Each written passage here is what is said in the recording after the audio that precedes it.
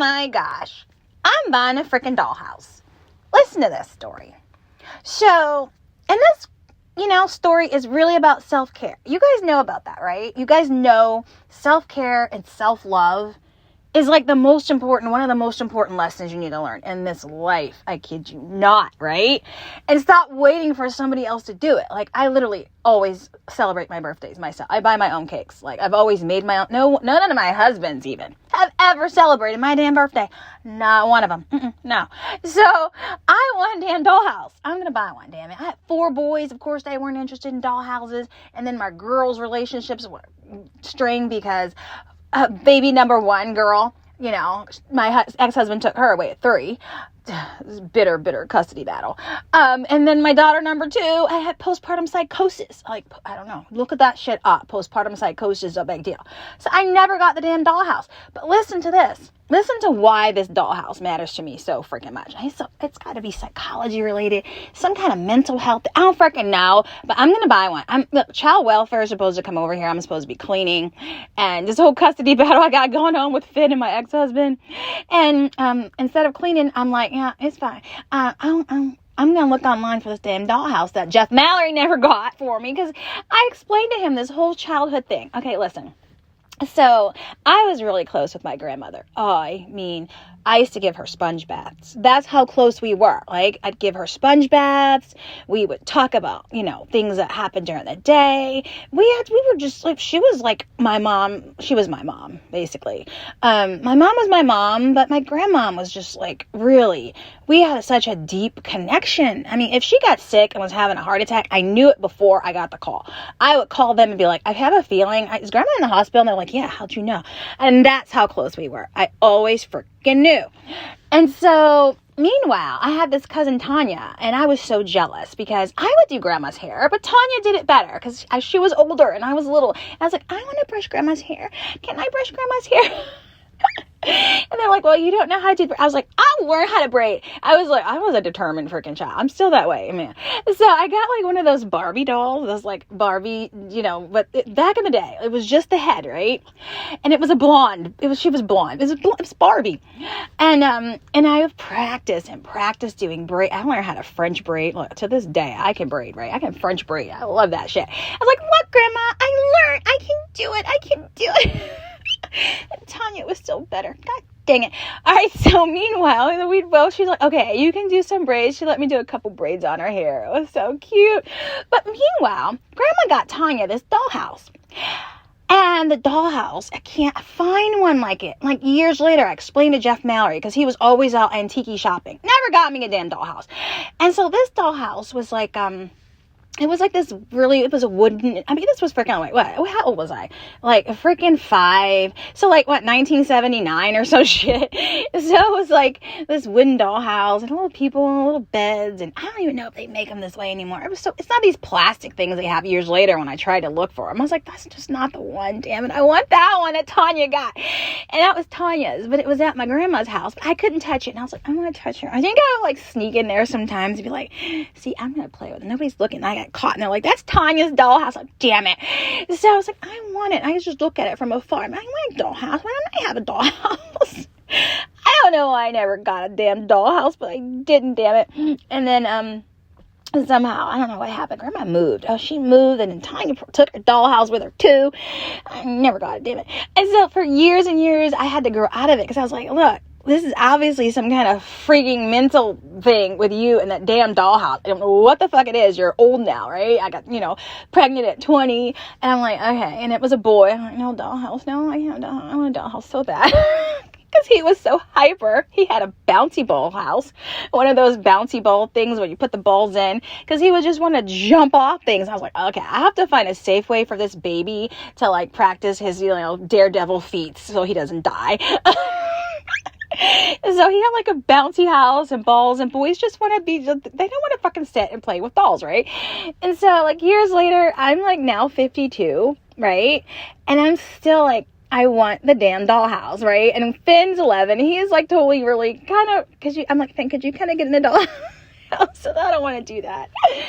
So yeah, that's what I'm going to do today. So self-love, okay, is a thing where it's important that you practice this. And my friend Carla and I, like, we would take pictures before my phone got wrecked, and then I didn't, but I'm going to start that back up again. We'd go like, what's your self-love thing today that you're doing? Like, and she'd go, today mine's chocolate or something. I'd take a picture of mine and go, you know what? I just got this ice cream. This is my self-love today, girl. And it's a cool thing, right? And so kind of keep each other accountable, because she has busy mom, you know, and I'm busy mom. And so you don't usually take time to do something just for you. How awesome is it? You try it, I swear, and do it like every day if you can. Just something little, like, this is my self-love today. I love you, me. I love me. I love you, me. Here's your thing. I don't care what it is. It can be, it's whatever. So that's my thing. I'm just like, okay, I'm supposed to be doing this, but I'm going to go online. And I'm going to like find out, like, I'm going to try and find that damn dollhouse or something similar to it. It's going to be something older. It's not one of those new plastic damn things. I don't know. I'll find it. But I'm going to stop waiting for some man to buy it for me and somebody else to surprise me with the damn dollhouse that I've wanted my whole fucking life since I was like 5, and do it myself. So, yeah. I'm going to post photos of it when I fucking eventually find that damn dollhouse. But I don't know. Do you guys have some kind of connection to a memory of childhood, that's something you wanted? Was there like a bike or something? Because mine's a damn dollhouse. I don't know, but maybe everybody has something they just wanted and never got. You know, buy it for yourself. I don't care how old you are, 65, 70. The fuck, is it a harmonica or something your parents wouldn't let you have because it was too noisy or some shit? Buy one. Could you not reconnect to your little childhood self? You will be fucking amazed that you find joy in that crap. I tell you, I swear I only buy yarn and still never finish the damn sweaters and shit because it's a memory, because my mom taught me how to crochet. And because I was always in my room, I even learned how to make Barbie clothes for my Barbies. I mean, I was a creative crap as a kid. And so I was like, I want to learn, because she was crocheting one day. And I was like, I want to learn, Mommy. I want to learn. And then she taught me. And so I learned how to make bookmarks. I think I actually make I made like a baby hat. I was like a kid then. And I made all kinds of crap with yarn. And I swear, and then I made baby blankets as I got older for my babies. But now I don't have time to make the blankets, but I swear I keep going. I'm going to take a vacation. I'm going to crochet. It's a memory. It's just something my mom taught me to do. And I love it. I always wanted to learn how to knit, but that just seems so like, you know, I don't know, too much. But I admire those knitters. Knitters. Anyway, this is, Minny at 6. I gotta get started doing, important shit. But I'm gonna go buy that damn dollhouse. I swear, I declare, it's a done deal. And until next time, guys, see you soon. Oh my gosh, I'm buying a freaking dollhouse. Listen to this story. So, in this story is really about self-care. You guys know about that, right? You guys know self-care and self-love is like one of the most important lessons you need to learn in this life. I kid you not, right? And stop waiting for somebody else to do it. Like, I literally always celebrate my birthdays myself. I buy my own cakes. Like, I've always made my own. No, none of my husbands even have ever celebrated my damn birthday. Not one of them. No. So, I want a damn dollhouse. I'm going to buy one, damn it. I had 4 boys. Of course, they weren't interested in dollhouses. And then my girls' relationships were strained because baby number 1 girl, my ex-husband took her away at 3. Bitter custody battle. And then my daughter number 2, I had postpartum psychosis. Like, I don't know. Look at that shit up. Postpartum psychosis is a big deal.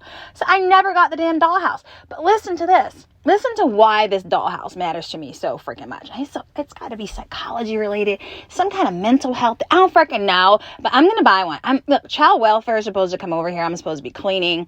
And this whole custody battle I got going on with Finn and my ex-husband.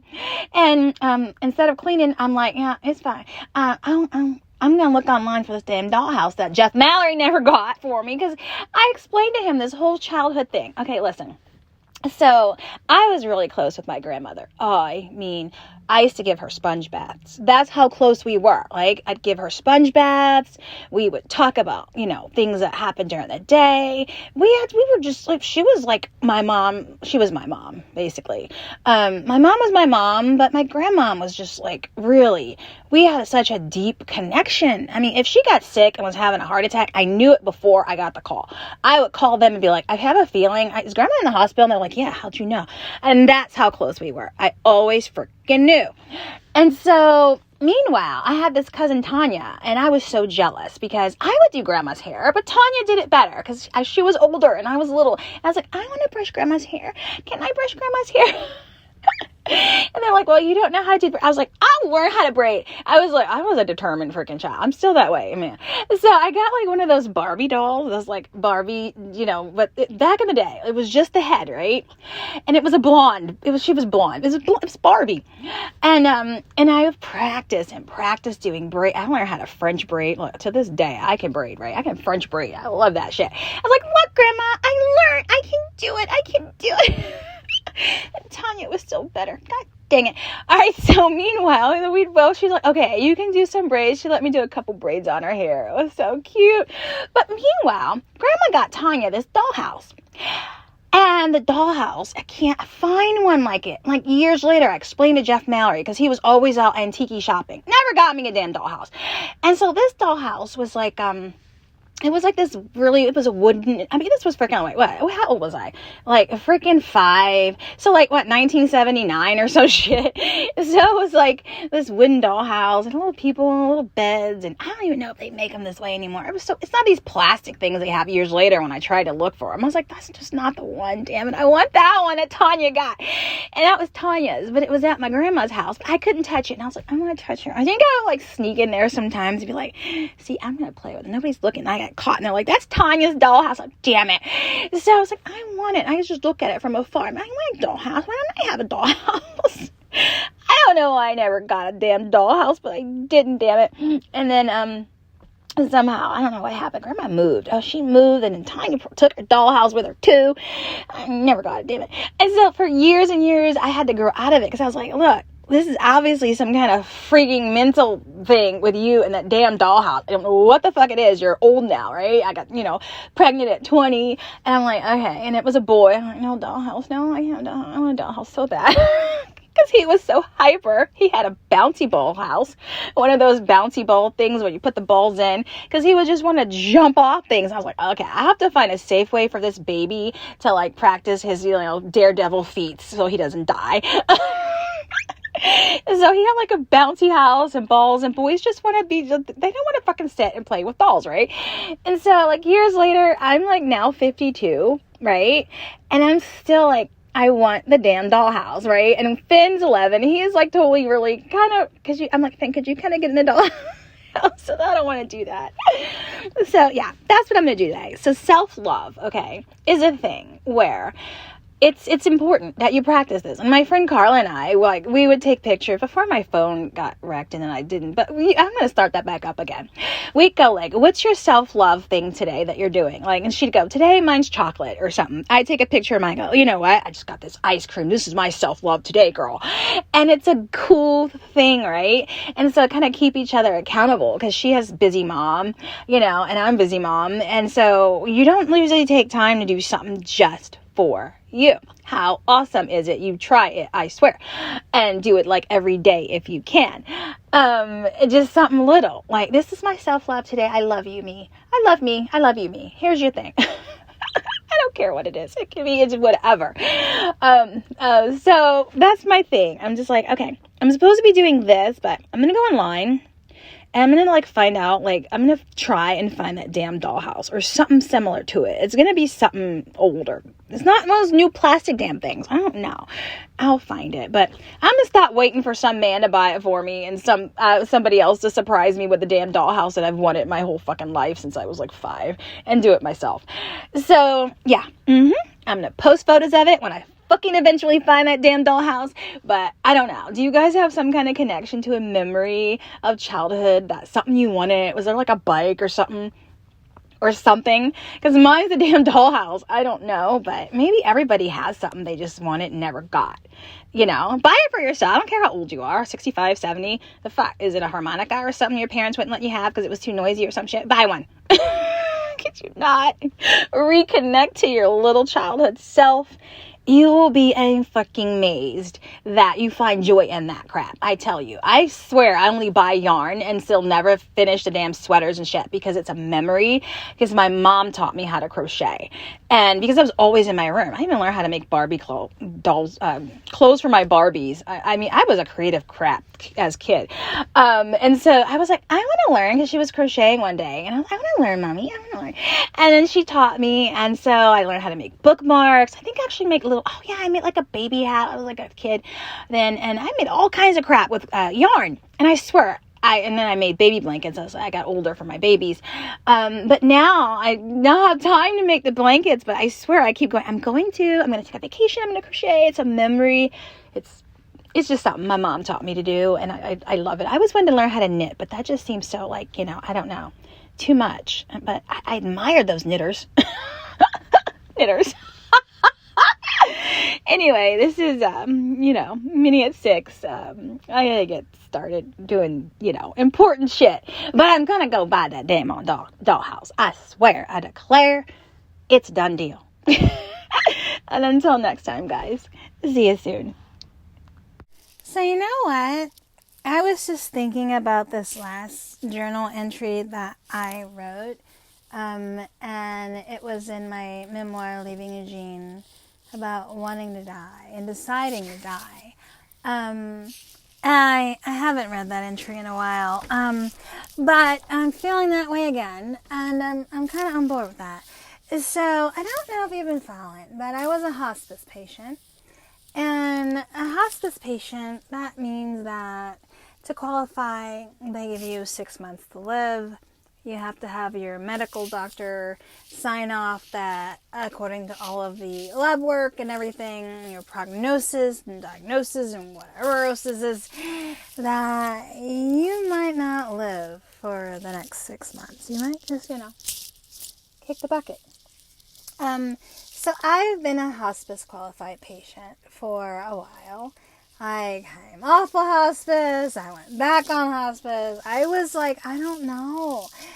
Do I want to die? Do I want to give up? Because if you're on hospice, you have to forego your right to go to the emergency room. And I was always going to the emergency room because I panic. I'd be like, oh, I'm throwing up blood. I should go to the ER, right? Oh, I'm pooping blood. I should go to the ER, right? Oh, I have liver, stage N4 disease, liver disease. I'm should be on a liver transplant list. I'm going to die. I should go to the ER. Right. Okay. So when you sign up for hospice and they're like, yeah, you're going to die, within 6 months, you have to sign over and go, okay, I agree. I'm going to die. So I'm not going to go to the ER. I'm not going to call 911. No.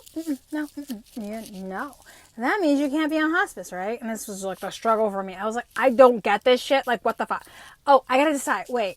Oh, fuck. So it took me so long to understand.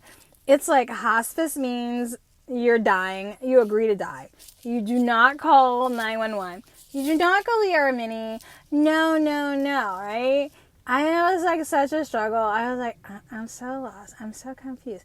I don't get it. Explain it to me again. So, yeah, no, you can't have both. So now lately, I'm currently not on hospice because on Christmas of last year, I had the worst time. And then I had these warning dreams. And I was like, no, God, stop them again. Stop the damn warning dreams. I'm done with you, Jesus, stop. And no, they just didn't stop. Okay, it's just the heart attack dreams when I had the heart attack on the bus. It was Jesus, stop the dreams.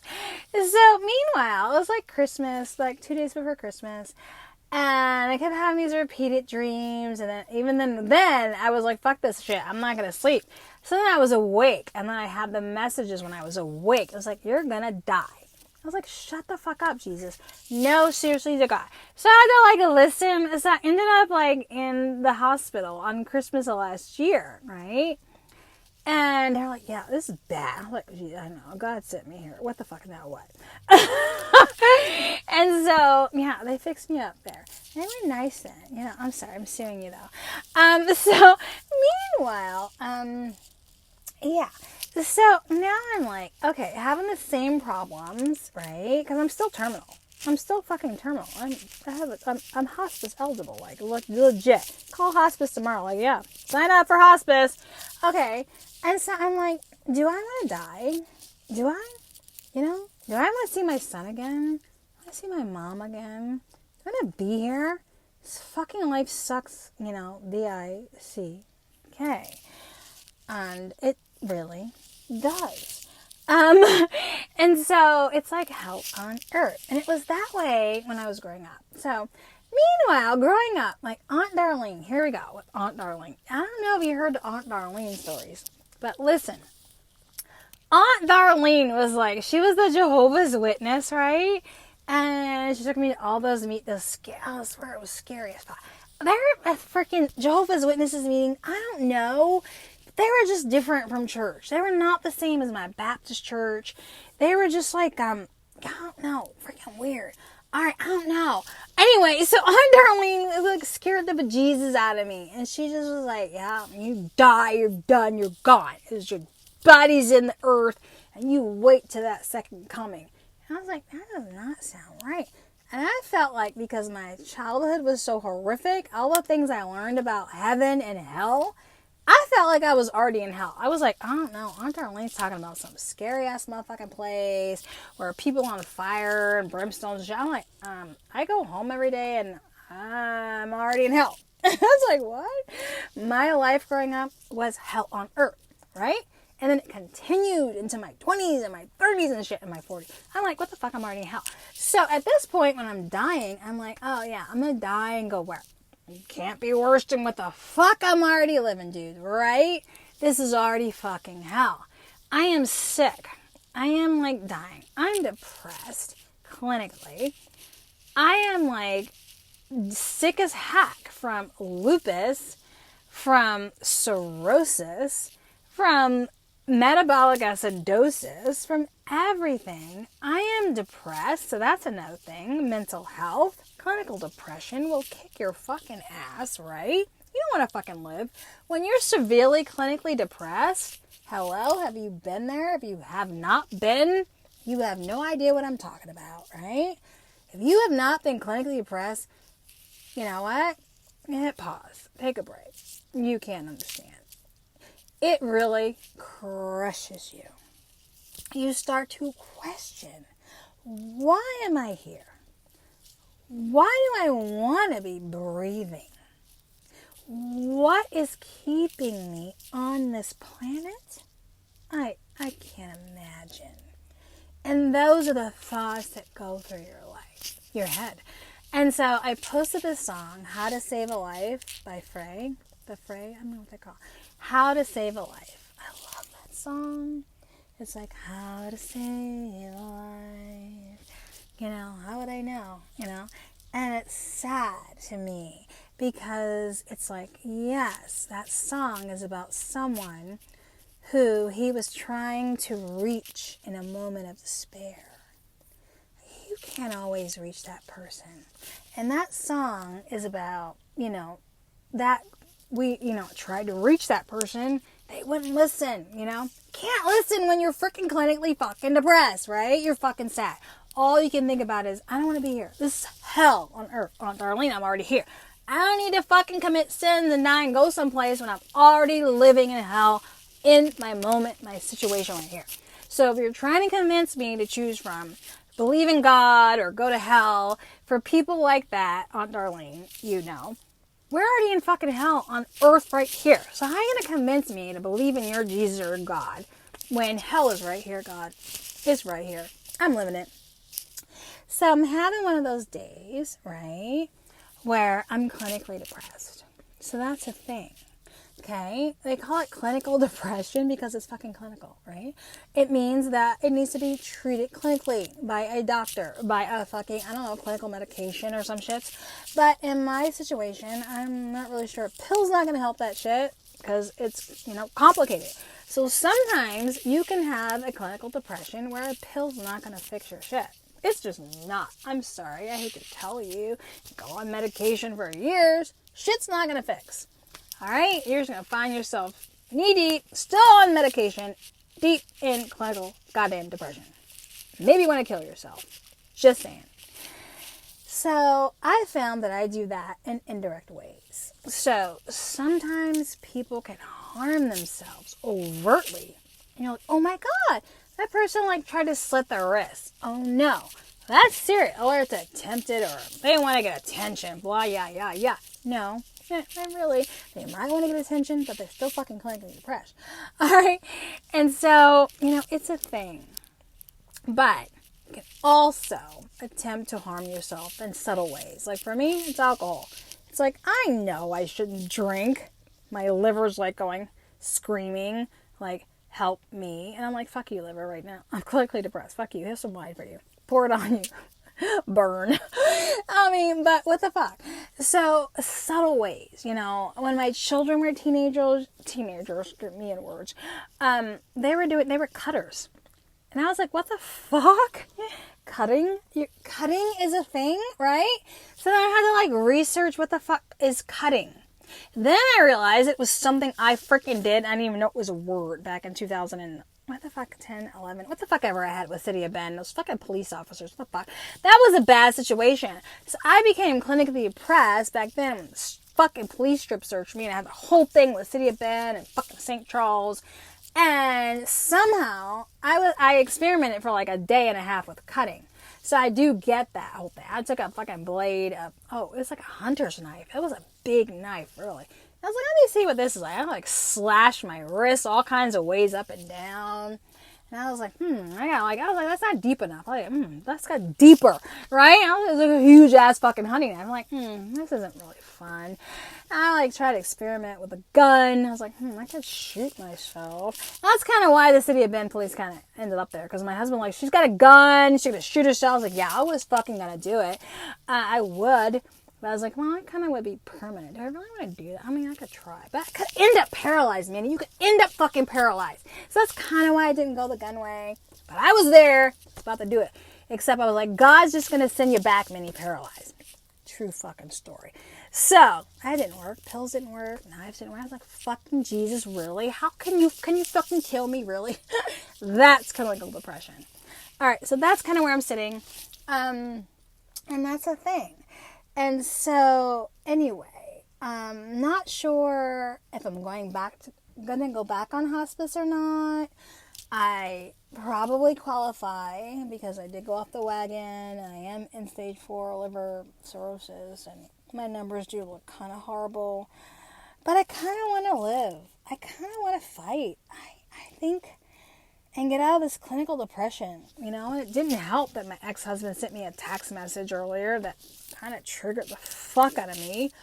He sent me a text message that was like, basically, I didn't do anything wrong and blah, blah, blah. And just a lot of shit where he continues to deny that he wasn't the abusive fuck that he was, but he was. I think sometimes you can't appreciate what you did, in life.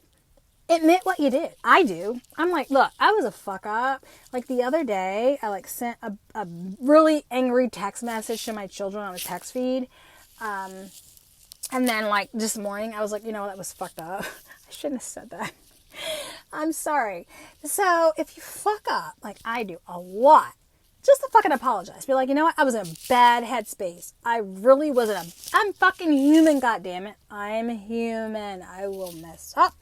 I will curse you out.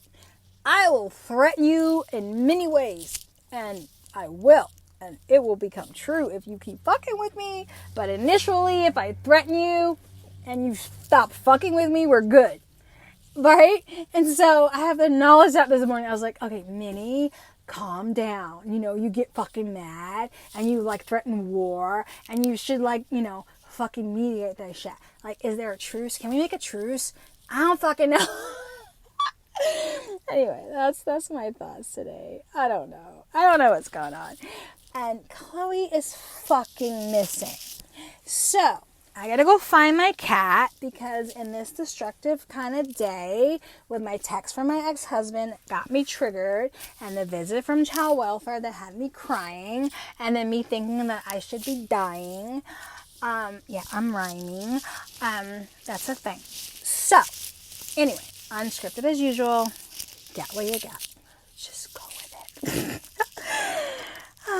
Anyway, I'm going to go find Chloe. I hope she did not find a boy cat, but if she did, you know what? Good for you, girl. Fuck. Oh my God. Anyway, this is Minny at somewhat, go fuck, I don't know what time it is. Yes, I had some wine. I don't know. It's noon or 3 or some shit, but until next time, guys. See you soon. So you know what? I'm kind of depressed. I've never told anyone this ever, and maybe it's because I'm ashamed. I guess. I mean, it's a thing. So today I sued the hospital in Bend, Oregon. I hate that hospital. You'll see. Bye, Ben, bye. It's coming up. BuyBenBuy.com. So I sued them today in federal court. And it just had me remember the last time I sued those fuckers in 2011, I think it was 2011, for strip searching me, and sued the police too in the city of Bend. And I was so upset at how I was treated. I mean, I called them on a domestic violence call. No, I didn't call them. My husband called them. But it was a domestic violence incident. And so when they came, I tried to explain to him that he had just assaulted me. And I was so depressed that I took a gun and I was going to shoot myself. And then he turned it into this whole, he called 911 and it was like, oh, she's depressed and suicidal, come get her, she had a gun.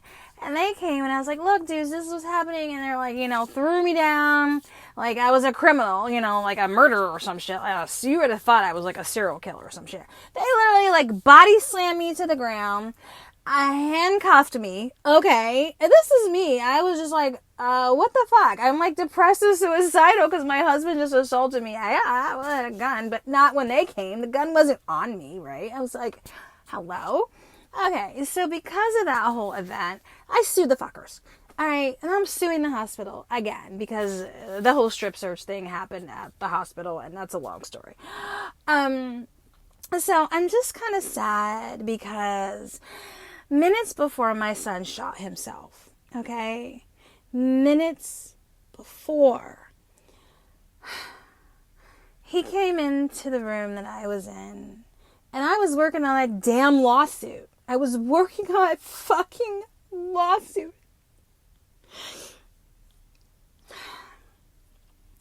And I was like so mad about some motion I was filing, and he walked by and he said something to me and I didn't really understand what it meant. And those were the last words he said to me before he walked to his bedroom.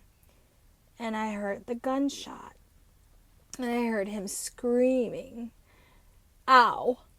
And it was just the word ow. I don't even want to repeat how it sounds, but I can still hear him when he shot himself. I can still hear the sound that he made when he shot himself. And I was like, if I hadn't been working on his damn freaking motion, this stupid lawsuit, this fucking hospital in Bend, maybe I would have been there. I don't know. So I feel like sometimes as parents, maybe it's, you're working too much or you're thinking about something and your child comes in the room and it's really important for them. You don't get it, right? And you're like, oh my gosh, okay, I'm busy. I gotta work, talk to me at dinner or something. You never freaking know, right? You don't know. I mean, like one day, listen, imagine this, picture this one. All right, listen to this shit. This is a real story. This is my freaking life, right? So I didn't listen and my son freaking shot himself in the chest, okay? So listen to this one. Noah, right? That kid was a cutter. O-M and freaking G. I don't care. I'm sharing it. I don't care. Yeah, a deep doggone cutter, right? I'm asleep one night. He wakes me up at 4 a.m. and he is gushing blood on his arm. I'm like, what the fuck, Noah? He's like, oh yeah, I was just trying to, see how deep I could go. I was like, what the fuck? Okay, so it literally led to like 9 stitches, okay? 9 stitches, this freaking kid, right? I'm like, Noah, you could just be a good job. So I had to get all the knives out of the house. I was like, damn it, no. So I was like, you know what? I have to be present for these children. I have to be like, what's going on? I am so super sensitive now because of that moment with my son going, the last words he said to me as he walked to his room, and I'm like, I'm going to get back to this motion. You can't come back from that, guys, as parents. You cannot come freaking back from it. Thank God he survived, because I prayed and I prayed and I prayed, and thank God saved him. But you can't come back from those moments. So what I want to leave you with today is think about that. Do you have friends who might be depressed, who might be trying to talk to you? Do you have children who might be struggling and might be like, hey, mom, dad, like 1 minute. Just like drop everything if they're struggling. Like if they're struggling in life and you just kind of know it, and they kind of like give you like one little inkling that they might want you to kind of have a conversation with them about, I don't know anything. Oh no, it's just that's what I was thinking about today. So I was suing that damn hospital again today, and it just had me remembering, not to become so all encompassed, so all consumed in something that, you miss the little things in life. And so I'm not doing that. I'm not all consumed in I'm just fucking them, suing them because they deserve it. They deserve to be sued, okay? They did what they did. And I'll keep you posted on that. Stay tuned for that one at badthenbad.com. I'm going to blast those, jerks. You shouldn't be mistreated when you go to the emergency room. No. Do you guys know about EMTALA? EMTALA. I will be doing a blog on it. And I will be informing you about your rights at the hospital and the damn emergency room. Yeah, my words are messed up, guys. Okay, look. I went to Eugene. I hate that dang old town. Sometimes I hate it. Sometimes I love it. I only hate it because the damn hospital's there. But otherwise, I love Eugene. All right. Even though my memoir is called Leaving Eugene. But that's a long story. So I went there today, hung out with my daughter, Izzy. Keep tabs on her. You'll see her on my page sometimes too.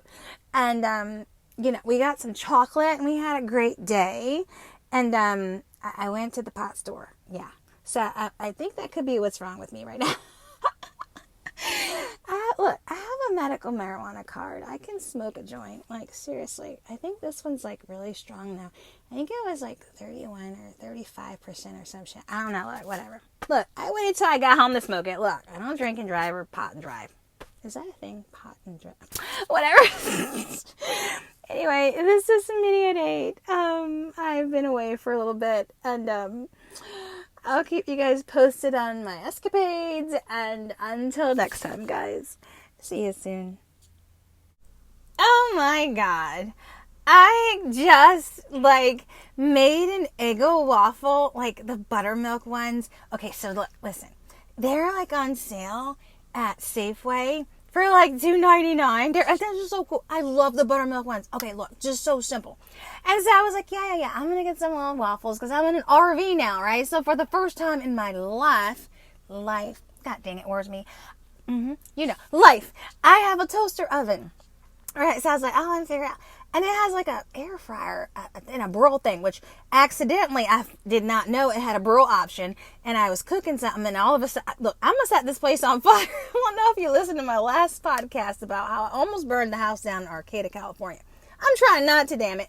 Because yesterday, I was in the dark, and I was in the middle of the night. I was like, I have a craving for a little personal sized pizza. And I have a toaster oven, right? So I'm let me just sleepy eyed, get out of the freezer, pop it in the toaster oven. Actually, I put it in upside down, right? Yep. So it was cooking, and all of a sudden I'm smelling something. I smell like something is burning. What the fuck? What is happening? And all the lights are off, right? It is dark as heck. I'm I think something's wrong. All right. I put it upside down. Yeah. So today, meanwhile, another almost debacle happened. But it ended up with me eating an Eggo waffle over a garbage bag in the kitchen. Oh, it was so yummy though. Oh my God, I had butter, melted butter dripping and syrup everywhere. Yeah, it's a story, but it was cute as fuck. So I put like the Eggo waffle in there, and I took it out, but it wasn't as crunchy as I wanted. I was like, why is this not? I like my Eggo waffles in an oven, not the toaster. It's a difference. I kid you not. Right? And so I was like, okay. So I took it out, and then I smothered some soft butter on it, right? Put it back in the toaster oven. Okay, Minny, the amount of butter that I put on the waffle was a lot. It maybe was excessive. I don't freaking know. So I cut it out. I wasn't thinking. I was like, listening to music or some shit. I was like, oh, I'll just take it out and just like put my Aunt Jemima syrup. It's Aunt Jemima. Okay, they changed the name to Pearl something freaking fry. Whatever. Aunt Jemima syrup on my waffle. I smothered it on. I just took it out. I was listening to music, right? Not thinking about all the massive butter melted that I had put in the toaster oven. And I took it out, put the syrup on it. It had no plate, right? No plate. No, Minnie, they should not have a plate. And I smothered the syrup over it, and I took a bite, and the hot butter just started dripping everywhere, and the syrup all over the kitchen, all over me, all over the floor. I was like, shit! What the fuck, Minnie? You didn't get a plate. I had no time. So meanwhile, I ended up like sucking it up and eating it over like a garbage bag, a garbage can in the kitchen. It was so funny. So while I was like shoveling it in, okay, and it was yummy as fuck, right? It reminded me of my childhood favorite like yummy foods, and I was like, oh, you know what? I'm having like a comfort food moment, right? So like when I did not know that my mom was a crack addict, even though I was living in a crack house. I kid you not. It was like 15, 16, like a whole freaking like 8 months or some shit. And yeah, I was living in a crack house. Yeah. And so we didn't have any food right before I moved to the crack house. And I missed my comfort foods, which were simple. It was like rice, butter, and sugar. I love hot dog and beans. I love potatoes. Okay. So when I was living in the crack house and I didn't have those comfort foods anymore, those little tiny, poor people comfort foods, because then I had no food. I discovered lettuce sandwiches.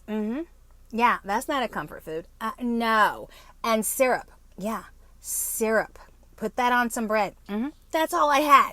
And then at one point, because my mom I did not get this, that she was in such despair with her drug addiction, we didn't have food for weeks. And we were eating ketchup packets from across the street from the Burger King. They had ketchup packets on the counters. And that's what we were living off of. The ketchup packets, yeah. So today when I was like shoveling that waffle in over the, garbage, I was like, this is so ghetto. This is so me. This is so reminding me of like my childhood, something I would do. And I was like, I love it. And you know what? I made another one. Same goddamn one way. No plate. And then I let the butter drip everywhere and the syrup drip all over me, and it was great. And so, do you have like a comfort food or something that you just love? Because you know what mine was when I was younger, and I got one, could not afford any because we were so poor, and I didn't get that my mom had an alcohol problem and a drug problem, so our money was going all towards that stuff, right? But guess, listen to this, pot pie. All right, now back in the day, well, this is going to be the 80s. Those pot pies were horrible. They were not like Marie Callender, no. All right. They probably were Banquets. I bet they were. I bet that was still the brand, damn it.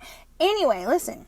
So I was like, one day, I had like a pot pie. I don't know who gave it to me or whatever. I had like one pot pie my whole life growing up when I was little. And I was like, I love this. And one day when I grow up, I'm going to get money. And I'm going to have a bunch of pot pies. Which I did. Like when I got pregnant with my first baby, I was like, I have to eat pot pies. I'm just going to have a bunch of pot pies. I bought a bunch of them too. I was like, it's my comfort food from childhood I never got to have, So anyway, that's just kind of my thoughts. It's like late at night, and sometimes how you can't sleep or you don't want to sleep, and you get like these cravings. Well, that's kind of what happened to me. I was like, I want an Eggo waffle. And then my other memories came up. I was thinking about my time in the crack house when I was a kid. right before then, I was cooking for my brother, my baby brother. He's 5 years younger than I am. And my mom would leave us home a lot. She would work and then she'd go out. And I have this recipe that to this day, I kid you not, I have the best, right? Friday recipe. But guess what? I didn't make it the way my mom did. She liked those runny eggs. Those are gross. So for my baby brother and I was like, you know what? We don't like it runny. So I'm going to scramble it, right? And then fry it that way. I would scramble it first and then fry it. It was perfect. And then I would put so much pepper on it. It was crazy. And then tons of salt. And it was the perfect fried egg. To this day, I kid you not. He's like, I remember those eggs. They were the best. I'm going to make them like right now and like eat one. Anyway, that's what I'm doing, okay, at midnight, all right? I had like 2 corns of ear. Wait, 2 ears of corn, right? Look, this is unscripted. Let's just go with it. I'm going to say words like backwards and upside downs and all around. Okay. So I love corn, right? But listen, the feral gas guy broke my stove, which I was like, thank you, Jesus, because I think this is a sign because now I can't burn the house down. At least with the stove. So I was like, damn it, I want to make corn. You can microwave corn. I'm like, yeah, baby. I got some corn. Microwave it. You wet the corn. Wrap it in a paper towel. 3 minutes, baby. Smother it up with butter. And a lot of cracked pepper and salt. Oh, seasoned salt. Wait. What's the salt? It's the special salt. What do you see? Sea salt. There you go. I told you brain is fried right now. I had some wine. And a little more pot. Which I should not do, damn it. Or it was like only a little smoky thingy, which was very interesting. Anyway, listen. So, this is the message tonight. It's midnight, for almost midnight to kind of, sort of, for me. Find out what your comfort food is. Remember it. Have it. Cherish it. And if it's like a mess and it's all over your floor and yourself, it's good. That means it's really good. Anyway, so this is Minny at Midnight. And until next time, guys. See you soon. Oh my God. What kind of parents take a 4-year-old to see Jaws, right? What is this, like 1978 or something, like 1977 or some shit, right? What kind of parents take you to see Jaws? I swear. And then, I don't know, I think it was Frankenstein. Oh no, Frankenstein wasn't at the movies. Okay. But I think I remember Jaws was at the frickin' movies, right? And it was 1976 or some shit, right? What the heck was I, like 2 or something? I remember the shit, alright? And then my dad, he had like a penchant for scary movies, right? And then wonder why I was like, Dad, there's like ghosts in my closet. Like, really, this is a funny story, alright? So the day started with me thinking about my angels, right? Because I have guardian angels. We all do, I believe. It's in Matthew, go read it. It's in the Bible. So I was thinking about that, and somehow it came up about my childhood, because I was like, I know they are always there, right? I was just like, Daddy, there are like something's here, and he'd come in and he'd like go looking in the closet. He'd like open the closet, look, nothing's there. No, there is something here, Daddy. And he'd like go only come in, so patient. Like, you have to do this, I swear, like 5 times a night. Go under the bed. Nope. Look, nothing under the bed. I'm like, there's something on there. All right, so then why, when I'm such a sensitive child, right, would you take me to go see Jaws? And then right after, go put Frankenstein on the TV. And somehow it ended up with me having a delusional high fever. I don't know, so high that they ended up having to take me to the hospital. John Hopkins Hospital, actually. They called my grandma. I don't know what happened. Apparently, I remember though. I remember the whole thing. I remember I was like, after watching Frankenstein. And then they have my dad go through the whole process of going through the closet and under the bed. And then somehow I woke up and ended up in their bed. And I was like, Jaws is here. It's Jaws. It's shark. And then everything went dark. And apparently I had a high fever and was hospitalized. I have no idea. So it got me to thinking today, because I was like thinking about my angels. And somehow I started thinking about Freddy Krueger. And, because I had night terrors, okay, as a child. I had such horrible night terrors. I kid you not. They were like the worst. And so, like, when those Freddy Krueger movies came out, I was like fascinated because, you know, which part was it? 3 or 4? The one where they mastered the dreams, okay? Because there was one, that's a terrifying thing, right? You want to, like, go to sleep and, like, this man with, like, you know, razor fingers or, you know, there, and you're trapped in the dream, and then you die in the dream, and it's for real. And I was like, this is terrifying. It, like, made everything as a child, like real. In the Freddy Krueger movies. Oh, my God, I'm burping. I hate that. So I just ate something. It's making me burp. Okay, so anyway, I was like, me and my friend Barnetta, we would like watch them, and we were like, yeah, how do we like master our dreams? And so I think it was like part 4 or something where it was like the Dream Master, and she like learned how to defeat Freddy Krueger and master her dreams and everything. I was like, I'm gonna practice this because I continue to have night terrors like through forever. Till night, like, I don't know, 30s. And so I learned how to kind of like go and control my dreams. It's called lucid dreaming, guys. It's actually a thing. All right. So when I couldn't sleep, I discovered this, what's her name? Rachel something. I don't know. She has a really sexy ass accent, right? She puts me to sleep. I just love listening to her voice. But yeah, it's called lucid dreaming. It's a thing where you can actually learn to be present in the dream state. Okay, like know when you're dreaming. All right, so watching those Freddy Krueger movies, and I would practice. And have you ever had a dream within a dream? That was the most fascinating thing about the Freddy Krueger movies, right? Where they're having a nightmare. Okay, you're having a freaking horrible nightmare. Have you had one? You wake up. But you didn't really wake up, man. You think you wake up and you're in the dream. You're like, oh my gosh, that nightmare was horrific. But you're actually still in the damn nightmare, right? So you're going through the dream thinking you're really awake, but it's still a nightmare, and then something horrible happens. You're like, fuck, I'm still asleep. And you're like, wake up. How do I wake up? And so I used to have dreams within a dream like that. Nightmares, like over and over. And I had to learn how to like open my eyes in the dream, lucid dream, and wake myself up. It'd be like, open your eyes. You're asleep. You're dreaming. Wake up. Okay, so here's the thing. Another thing, right? I also, because I was so terrorized and a sensitive child, because I'm psychic, right? And they'd like to haunt me. And my friend Ronetta, she would have a dream within a dream too, right? And I was like, girl, have you ever had a dream within a dream within a dream? She's like, no, girl, what? What's that? I'm like, girl, that's when you like had the dream and you're still in the dream. You wake up, but you're still in the dream. And then you wake up and think you're what? It's a dream within a dream within a dream, right? And then you got to wake up from that. And she was like, no, Annette, no. And I'm like, yep, girl, welcome to my world. So it relates back to my angels, right? And so when I had my near-death experiences, and when I'm over there, which is kind of here, at the same time, guys, you know, the past, the present, the future, it literally is right here on the same plane.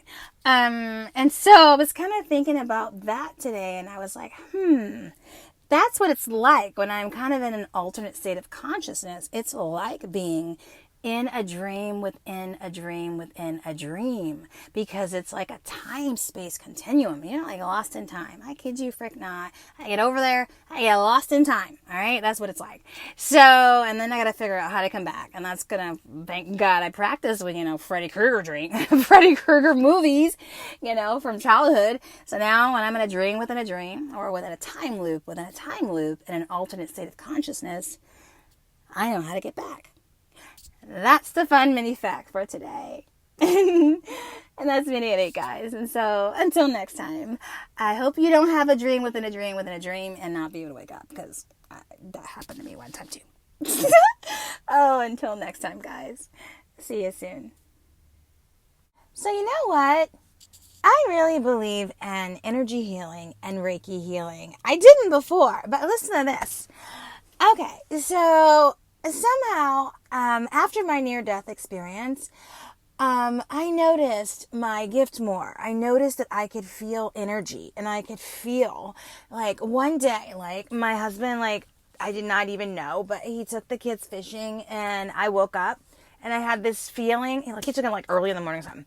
But I woke up, and I was like, I feel nothing. I feel the absence of something. It was weird, right? And I, like, get out of bed, and I'm like, shit, Dylan's not here. What the hell? He's not, because I sleep with him. And I was like, where's Dylan? And then I went and I checked the house. I'm like, everybody's gone. I'm like, shit. I could feel the absence of my little babies. I could feel the absence of their energy. And I was like, what? And then that was the first time that I noticed that I had a gift for feeling energy. Because I was just like, I just woke up and I was like, I don't feel the same. I feel like there's something wrong, right? And then when they came back, home from their fishing trip, I was like, oh my gosh, there is a freaking difference, right? And I was like, crap, I gotta, like, explore this, right? All right, and so then, listen to this. So when I went on the Dr. Phil show, and then they took the kids away, and then I had to go through therapy and all this stuff, right? I met the coolest people in energy work, right? And I was like, what are you people are weird, what? And they're like, yeah, it's called Reiki. And I was like, huh? And somehow when I ended up pregnant with Finn, I went to see this practitioner because she was supposed to be like a spiritual advisor. And I was like, oh yeah, what is that? I'll go check it out, right? I was like, because I need to see, like, what this gift is. I don't get it, right? Because like a month prior, or no, I don't know, that's after Finn was born. I literally, like, prayed on his ear. He had, like, an ear deformity when he was born. And it freaking healed, right? This is like, it was crazy. So meanwhile, I'm pregnant with Finn, and I go see this spiritual advisor who is also a Reiki healer. I mean, Eugene, Oregon is big for that, right? I'm telling you, Google that. I'm telling you, those people. I kept meeting him the whole time I was in Eugene. So I go there, and I'm like, yeah, my friend Latoya recommended you. She said you're a good spiritual advisor. And she's like, yeah, I have a genie right here. I'm like, a genie? What? She's like, yeah, I have spiritual, advisors with me who help me and freak me the fuck out. And I was like, I'm leaving. I need to go. Because I could, like, assume before, like, listen to this, guys. Like, when I was at her apartment door knocking, right? And then she opened the door, I was blown away with the energy from her apartment so much I didn't want to walk in. I was like, shit, what's happening to me? I had, like, this whole rush over the top of my head. And she was like, come in. I was like, I'm feeling really sick. And she's like, well, sit down, right? Here I'm, like, 5 months pregnant with Finn. And I feel his little butterflies kicking. And I'm just like, oh, me and the baby don't feel good in this place. What the hell? I was like, I'm scared all of a sudden, right? And she's like, no. Sit down. And I'm like, I feel something. And she's like, what do you feel? And I was like, I feel this really strong pressure on the top of my head when I walked in your door. And she's like, oh yeah, that's my genie. That's all my spirit guides with me. And I was like, oh God, can I leave? She wouldn't let me leave. I swear. She was like, no, you're special. You can feel them. I'm like, yeah, can I go now? And she's like, no. I started praying. I swear I started praying like the Our Father, our Father who art in heaven, hallowed be thy name. Got, like, seriously in my head. Okay, kid you fuck not. So I was, like, praying that in my head. When this lady would let me play, she's like, let me, and it ended up with, she didn't really give me a goddamn on reading, because we started talking about my near-death experience, right, and I was like, yeah, girl, I had, like, a seizure, nobody was around, and this angel showed up, and she's like, oh, tell me more. I'm like, yeah, this angel showed up, and, like, a whole life review. I died. I was there, like, a week. She's like, huh? I'm like, yeah, maybe that's why I'm energy sensitive. I don't know. And so we spent, like, the whole time, like, trying to get me grounded to stop feeling her freaking spirit guides. That, literally. So listen to this story. Okay, Eugene, Oregon has this thing called the Country Fair. OMG, right? The country fair, okay? And so I was like, let me go for the first time. It was crazy. There were, like, naked women. Some woman was, like, riding a bike naked. Her boobies were flashing. I was, like, covering my kids' eyes. I'm like, what is up with this country fair? And you in Eugene. What? And so we're walking around the fair, right? Because listen, this is crazy as this freaked me the fuck out, right? I literally had to call all my kids from home. I was like, Maryland. I was like, what's happening, Ronetta? This is what happened, right? Because that's my girl. And I was walking through the fair, and all of a sudden I got struck with that same feeling again from that lady, that spiritual lady, that guy that I'd saw like months prior, right? And I was like, I'm feeling something. Oh my gosh, I'm sick. Walk around the corner, right? I walk into this booth, and happens she was doing Reiki healings there. And she was actually there. I like sensed this woman in her freaking spirits from like, I don't know, like all the way up a hill and down to some booth she had. It was crazy as frick and frack, right? And so I was thinking about this story because, I just posted something because I'm suing this hospital. And so I did not even plan this shit, right? 11:11. Have you guys ever heard of the spiritual message of 11:11? It was like in that movie. What is that movie? God dang it. It was a good movie. Us, that movie, Us. Okay, watch the movie Us. Okay, that's a creepy ass fucking movie, right? But the whole thing too is in there is 11:11, right? That's a whole nother story. So 11:11, I just posted that because happened to get in the car on my way to file this lawsuit against this damn hospital, right? You just wait. I was sorry, I'm mad at that fucking hospital. And I put in my directions, right? And it was like, you're gonna get there at 11:11. I was like, motherfucker, it's a sign. My God. Listen to this cute ass fucking story. I don't know if you followed my stories with horny Pastor Mary, all right? It's a horny Pastor Mary and I met during the beer, what the fuck? It's early. It's fucking 5 in the morning, guys. Fucking beer meetup group. Maybe I need a beer. Oh, God, sorry. Alcoholic. Okay. So we met at this meetup group, right? And I met Phil there. Was who I was dating in my 40s because he was like my first boyfriend. I had never dated. I was married my whole life, right? My whole adult life. Just married, okay?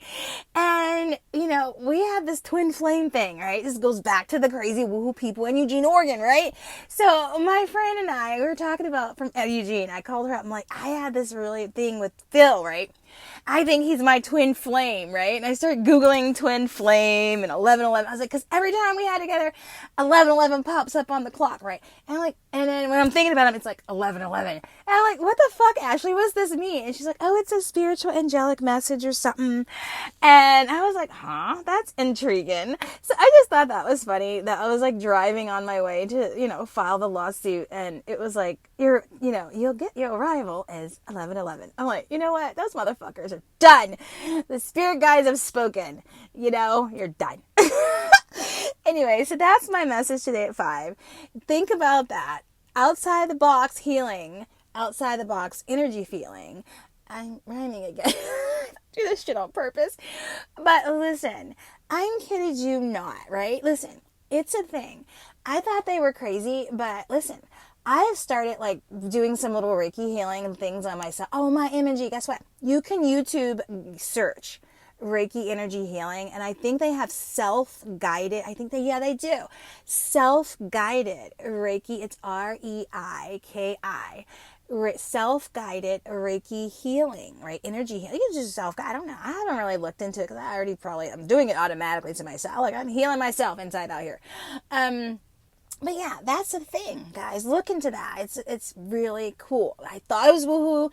And oh my MNG, guess what? Listen to this story. So back to crazy. I'm not crazy. She is horny. I have a crazy friend too. That's a different story. So horny Pastor Mary and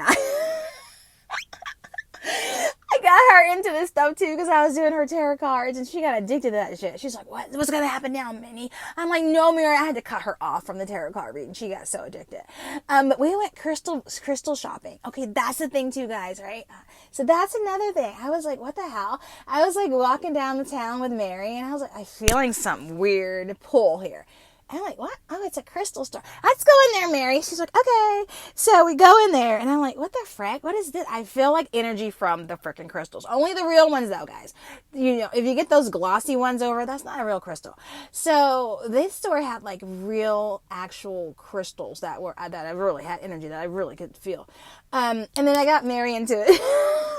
So that's a cool thing, too, guys. Things outside the box sometimes, It's fun. It's something different. Maybe you're, straight colored and you don't think out that way.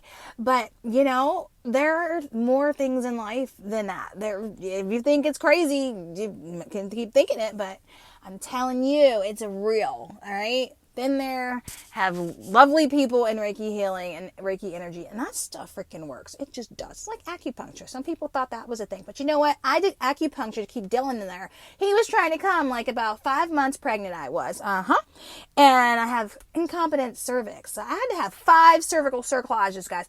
5 cervical cerclages. Big deal, all right? And that's because I lost one. Lost a baby at 18 weeks. So I learned my lesson there. I was like, wrapping that stuff up from the next baby. Wrap it up. Wrap that cervix up. So, yeah, think outside the box sometimes and see if you guys can feel energy. That's just me today at 5. And until next time, guys, see you soon. So, you know what? I was like in a coma for like 4 freaking days. Yep. And it was like Finn's birthday. Yep. True story. Freaking frat. Saddest thing ever, right? And so I was only thinking about that, right? Because I was thinking about my experience about the coma.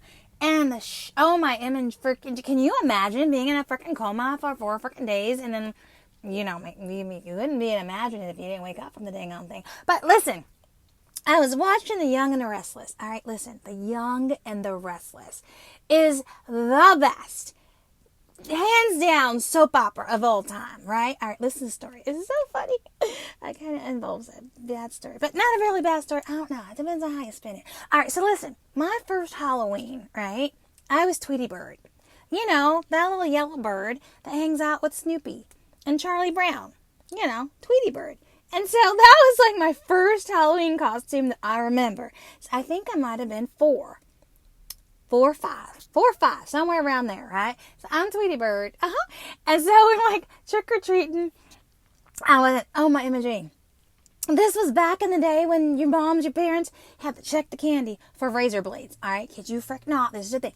Look that shit up. Like 1978, right? Yeah, you can't eat that. There could be something bad in there. I swear. So my mom had to check candy. I don't know. I'm telling you, it's the thing. All right, so listen. So meanwhile, somehow I think during that Halloween trick-or-treating, my mom found this babysitter.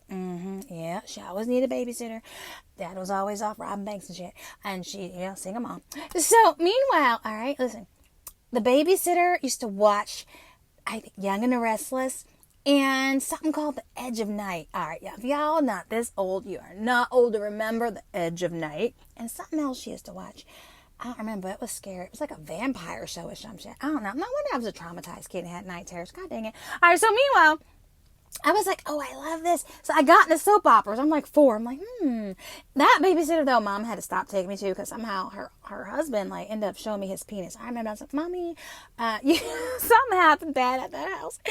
Anyway, so meanwhile, I have not watched Young and the Restless in years. I go off and back on and I get off and back on because I don't have time to watch soap operas. I have like 6 kids, right? And so I started watching it recently. And I didn't know that Nikki Newman lost her vision. Well, we didn't know she lost her vision because she just took off the bandages today, right? And we're like, she's like, I'm going to get it back. So you're watching it today, right? Right? I've been following them for, how old am I? Oh, frick, I am freaking old. Freaking for 40 freaking years or some shits. I've been following The Young and the Restless, right? All the characters, all the shits. Even if I stop watching it for 2-3 years, I'll pick it right back up. And I'm like, oh yeah, what the hell, Phyllis? What are you doing there? All right, what the fuck, Sharon? You sick again? What the hell, you bipolar bitch? All right, whatever. The Young and the Restless, I love it. Okay, so meanwhile, I turn it on, right? I'm like, what the hell? Nikki can't see. She has bandages on her eyes. What? And I'm like, what the hell? All right, this is going to be a soap opera day. I went to Walmart this morning. I got some popcorn because I was like, yeah, it's going to be a laid back fucking day, right? So I got my popcorn. I'm like, oh yeah, Nikki, what? I'm like, what the hell? I've been gone all long. So she's at the doctor's office, right? She said a prayer before, right? She said a prayer. She's like, hey, if my prayer comes true, it's so dramatic. This is why I love soap operas. They're so dramatic. They're like junk food for your brain. Don't judge me. All right. And so she's like, if I take these bandages off, my prayer has been answered and I'll be able to see, right? I won't be blind, right? Because she had a brain tumor or some shit. And they did brain surgery, or now she's like, who knows? So, and they take off the bandages, right? And of course they gotta slip to the commercial, right? So they take off the bandages and doctor's like, open your eyes, open your eyes, open your eyes. Can you see? And I'm like, can you see, Nikki? Can you see? Nikki! Can you see? Commercial break. God dang it, right? And so I'm waiting, I'm watching it. I'm like, fuck you commercials, damn it. I missed the days I had DVR and I taped this shit. I could fast forward it. I don't have time for commercials, but now I don't. God dang it. So I was like, damn it. It reminded me of my coma. Okay. So when I woke up from the coma, things are not the freaking same. No, your brain is not the same. No, I kid you for not. And had it not been for super brain, by the way, write this down. Write this down if you ever go into a coma or have a seizure or some shit and you need to get your brain to work back. But I knew how to get my brain back to normal functioning or somewhat freaking normal functioning because of this book called Super Brain by Deepak Chopra, which I actually went to Atlanta and got to see him and Oprah on stage. It was the best thing ever. And Eat Life, what was that book she wrote? Eat, Love, Pray or something. She was there too. Okay, so whatever. So because I didn't read the book because I didn't have time. Again, I have all these kids. I had the audio. So I'd put it on in my audio book and I'd walk around while the kids are around and I'd be, cooking and baking or whatever I was doing and listen to this book. And I was like, super brain. I love this theory. All about neurobiology, neuroscience. I love that shit. Like, wait, how do you make new neurons? How does that work? Oh, neuroplasticity. Oh, tell me more. So I was like intrigued as frickin' frack. I listened to that book 3 times and some shit. It changed my frickin' life, right? And I told this one story Deepak did, right? About the monks, right? And they're like, the monks can sit in the snow where it's freezing ass fucking cold, but they're naked. But they can look at their palm of their hand and imagine it's on fire or something. I don't fucking know. Some kind of, read the book, all right? Listen to the audiobook. And they feel warm and it's be in charge of your mind because you're in control of your mind, your brain. It's a whole thing. Look, I guess it's super brain. Just do it. Trust me. So after my coma, I put all of that I had learned about neuroscience, how to get my brain cells to regenerate, but I put it into action. I actually got 4 freaking jobs. 4 jobs. I didn't need 4 jobs. I didn't know. I'm retired, right? I needed money. Okay, so I worked at Walmart. I was like, I'm going to get this brain and just do shit. I worked at Target. I was like, yep, keep working. Get your brain to do more shit. I worked at JCPenney to learn how to fold shit because I'm not a folder. I can't fold shit. Look, I can't basically make a bed, right? I'm just that person. I was like, how do I fold this shirt? I learned folding, right? I was like, I'm going to make this brain do shit. Because I woke up and I couldn't feed myself, guys. I could not make the spoon or the fork go to the food and make it to my mouth, right? The nurses had to feed me. The nurses were feeding me, right? That is the shit. I could not walk without holding on to a walker. And then when I got home, I had to hold on to the wall because I was like, fuck this walker. So I inch it and walk a couple steps and hold on to the wall and get to the bathroom. I couldn't shower, okay, on my own. It was fucking miserable as fuck. Okay, so I was like, you know what? I got 2 other jobs. I worked at the stadium at the U of O, right? Checking the people in at security where you have to check the students to see if they have alcohol in their shirts or their shits about or turn around, do that. I even went so as far, pushed the fuck out of this brain. Pushed so much far as I went on one of those, with that job, we had to do travel. We went to Idaho or some shit. It was a miserable bus trip. Cause at this time I was completely sober. And so I was in all this pain, physical pain from my lupus and illness. I was like, you can do this, woman. So I pushed the fuck out of this brain. But so meanwhile, that's how you do it. Okay. Read that damn thing. Yes, you can recover your brain from traumatic brain injury. It takes fucking active work. So that's what I did. And I was like, meanwhile, I'm still going to make it work and think about legal shit and just train the fuck out of this brain. Now, it's somewhat, I don't know, getting back to normalcy, maybe, I think. I don't know. I'm getting there. So meanwhile, okay, after the commercial came back on, right? Or off, I was like, damn these commercials. Nikki's there. I'm like, okay, there she goes. Okay. Check off the bandages. Victor's there. I'm like, yeah, Victor, you fuckers, you jackass, because they have this fight again. They have a tumultuous relationship. If you know about The Young and the Restless, you'll know about Victor and Nikki's they've been married 3 times, divorced twice or some shit. All right. And so she takes off the bandage, she can't see. No, nothing there. It's dark, right? I was like, no. I start crying. I'm one of those people, and I'm like, I know this isn't real. Okay, she can see in real life. Here I am bawling my eyes out. I hate that about me. I swear, I kid you not, it happens to me all the time. I'll be watching something. I'm like, woman, why are you crying? It'll be like a commercial. And I'm like, please don't give me a Hallmark commercial during Christmas. Please stop. God, no. And I'm bawling at those things, right? Oh, no. So she's blind. Okay. And I'm like, damn it. And it just reminded me. I'm like, gosh. It is a thing. So I'm like, I get you. I get this scenario, right? Because after my coma, I was just like, hopes dash. Will my brain ever work? Will I ever walk the same again? Will I ever do this? Will I ever do that? It is depressing as fudge. I want to say fuck because it is depressing as fuck. I'm trying to work on my language, but it's not working very well. Anyway, so happy memories of my soap operas from childhood. My mom also watched The Young and the Restless. I think my grandma, I think my grandma watched the soap opera. That woman was busy as crap. She had so many jobs. I do not think she watched soap operas, but yeah. Anyway, so that's what I'm doing today at noon. And until next time, guys, I hope you don't, have a traumatic brain injury, but if you do, super brain, Deepak Chopra. And until next time, guys, see you soon. Oh my God. I was just thinking, because I was like posting my Minny at Midnight podcast on YouTube, right? And I don't know why, but I was like, oh yeah, you do these podcasts because you just talk so much. You just always have something to say, right? Came up. Because one of my memes is like, I sometimes start my podcast with, so you know what? And then I'm like, I'll be like talking to myself and like, yeah, what, Minnie, what? And then I just giggle. I'm like, girl, you crazy as fuck. And it just had me thinking I was like nicknamed Motor Mouth. I kid you not. Like in the freaking, was it like the first grade? And I came home from school one day. I remember telling my mommy, I was like, Mommy, they're all laughing at me at school. And they call me Motor Mouth. What's that mean, Mommy? And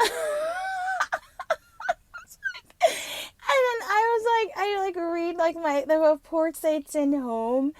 And it was funny because like years later I read it was like, child will not stop talking. Child keeps talking. Child stop talking, right?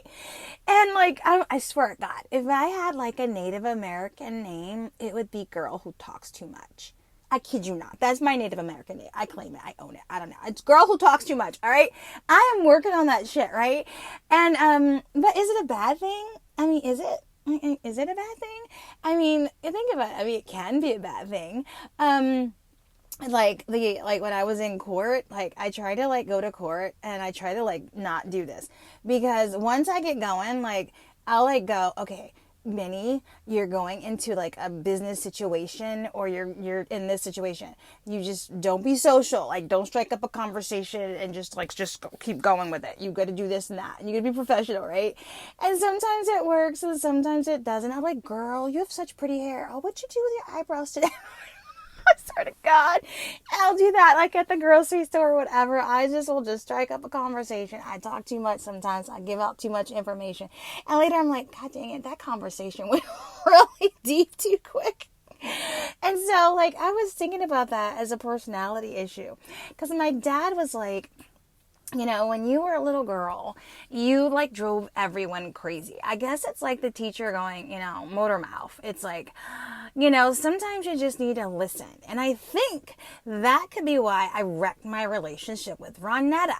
I mean, seriously, do you ever have friends who tell you and complain and they're like, girl, you just talk so much about you. I don't get my word in edgewise.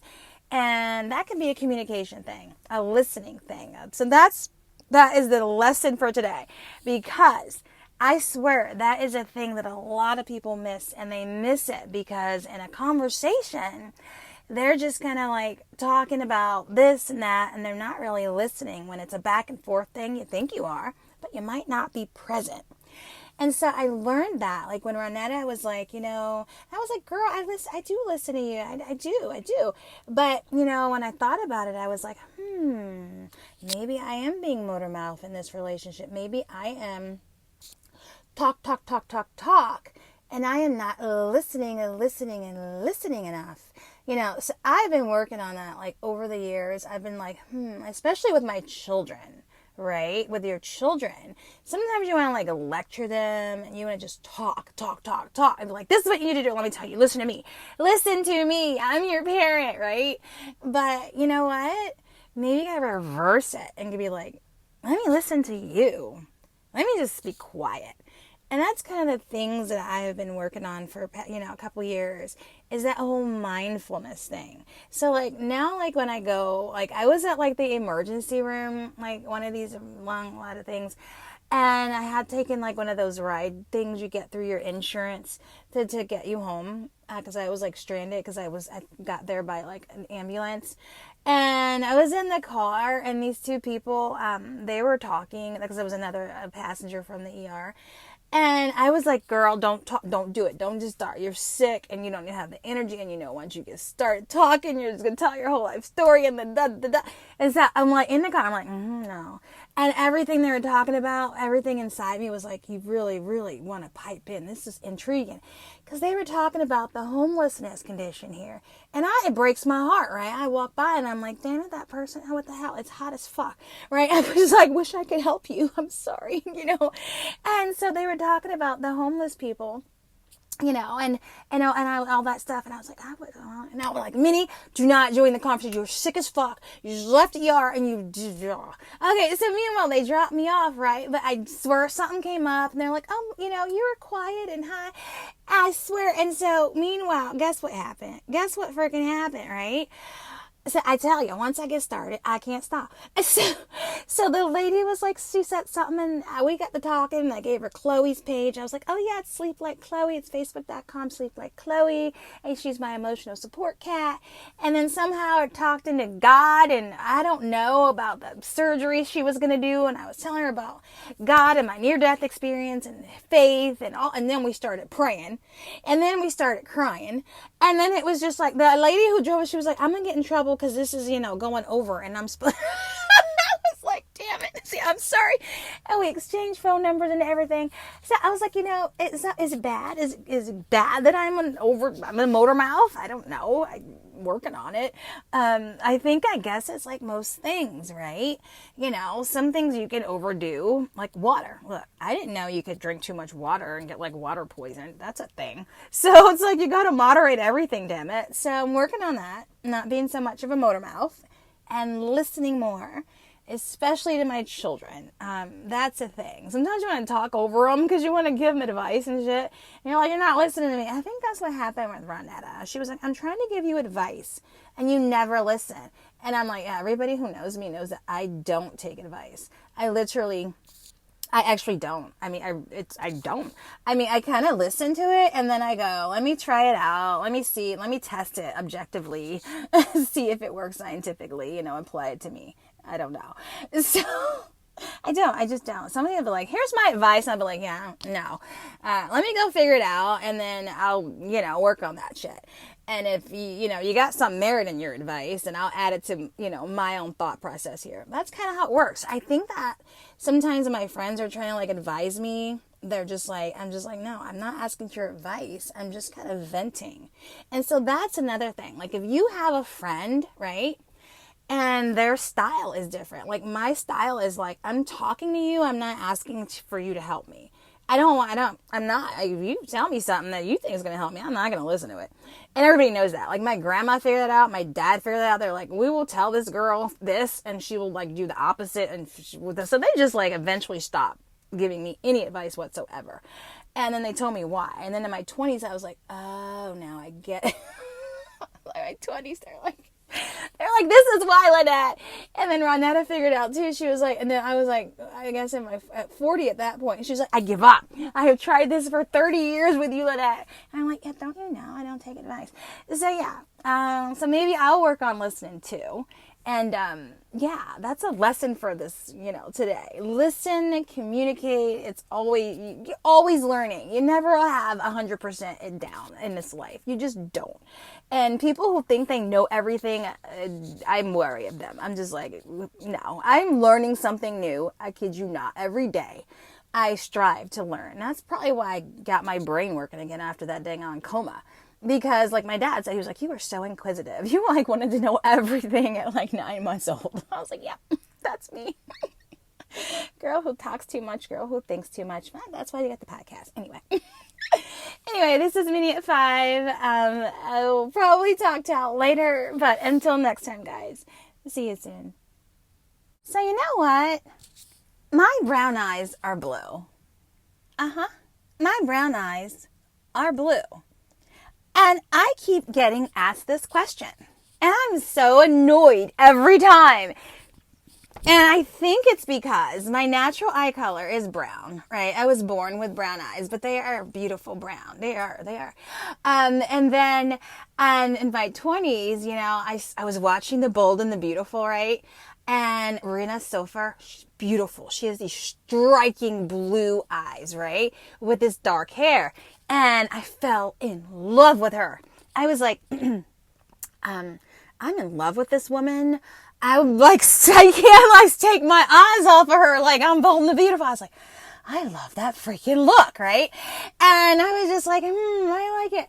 And then like Vanessa Williams, she's like an African-American woman with natural blue eyes. And she was like Miss USA. Is it Miss USA? Not Miss America. No, I think it's Miss USA, not Miss America. One of those dang on pageants, and it was a big scandal somehow. But yeah, she's beautiful, and her blue eyes are natural, right?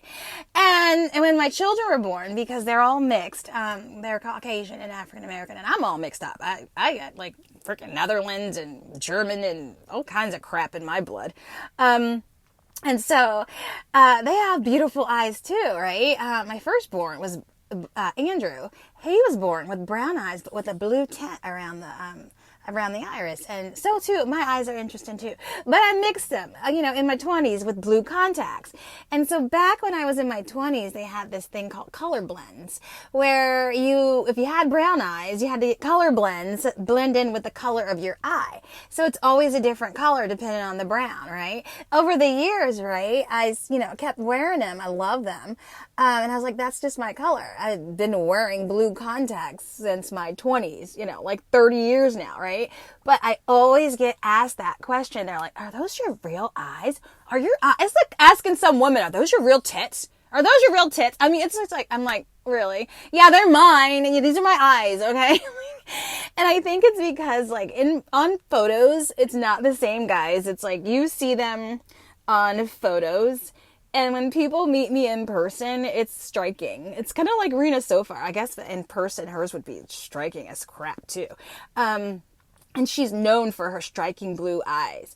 And I bet if you see her in person, you'd be like, oh, so that's what I get. Like, I just had that from my neighbor.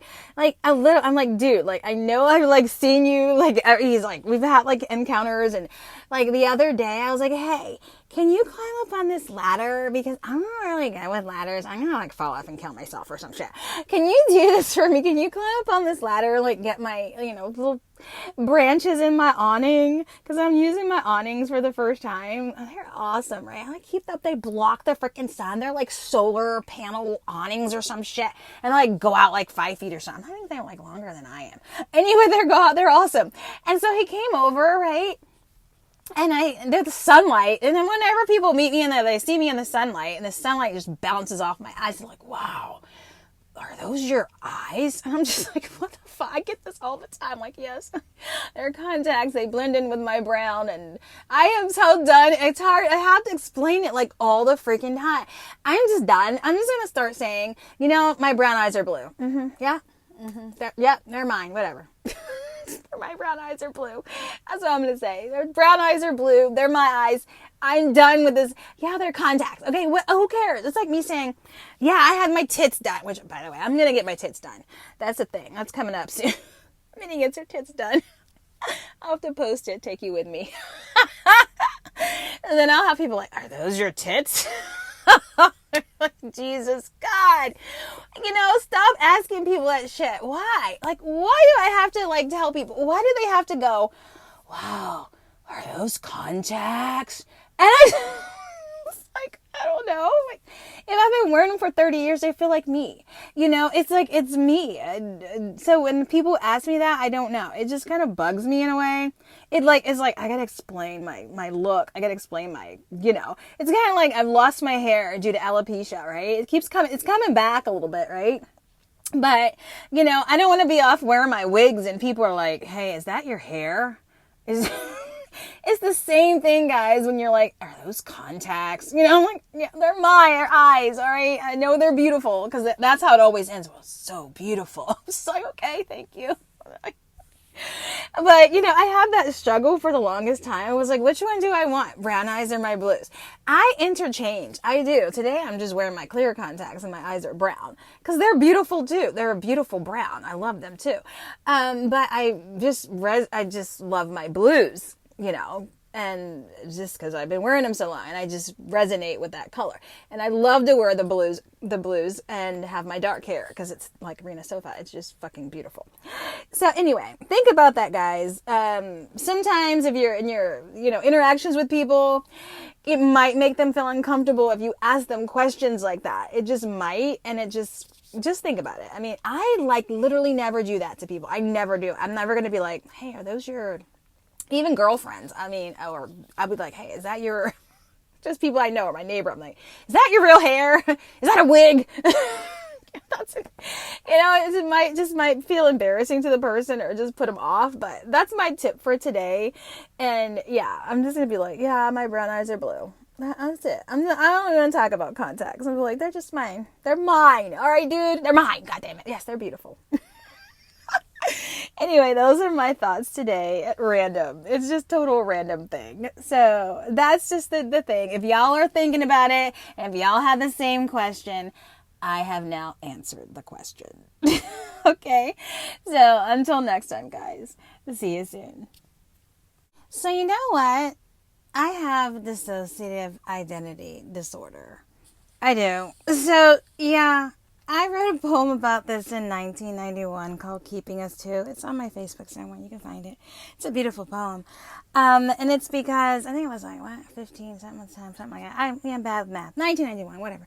And so, it's because I kind of knew. I knew I had another identity aside from me.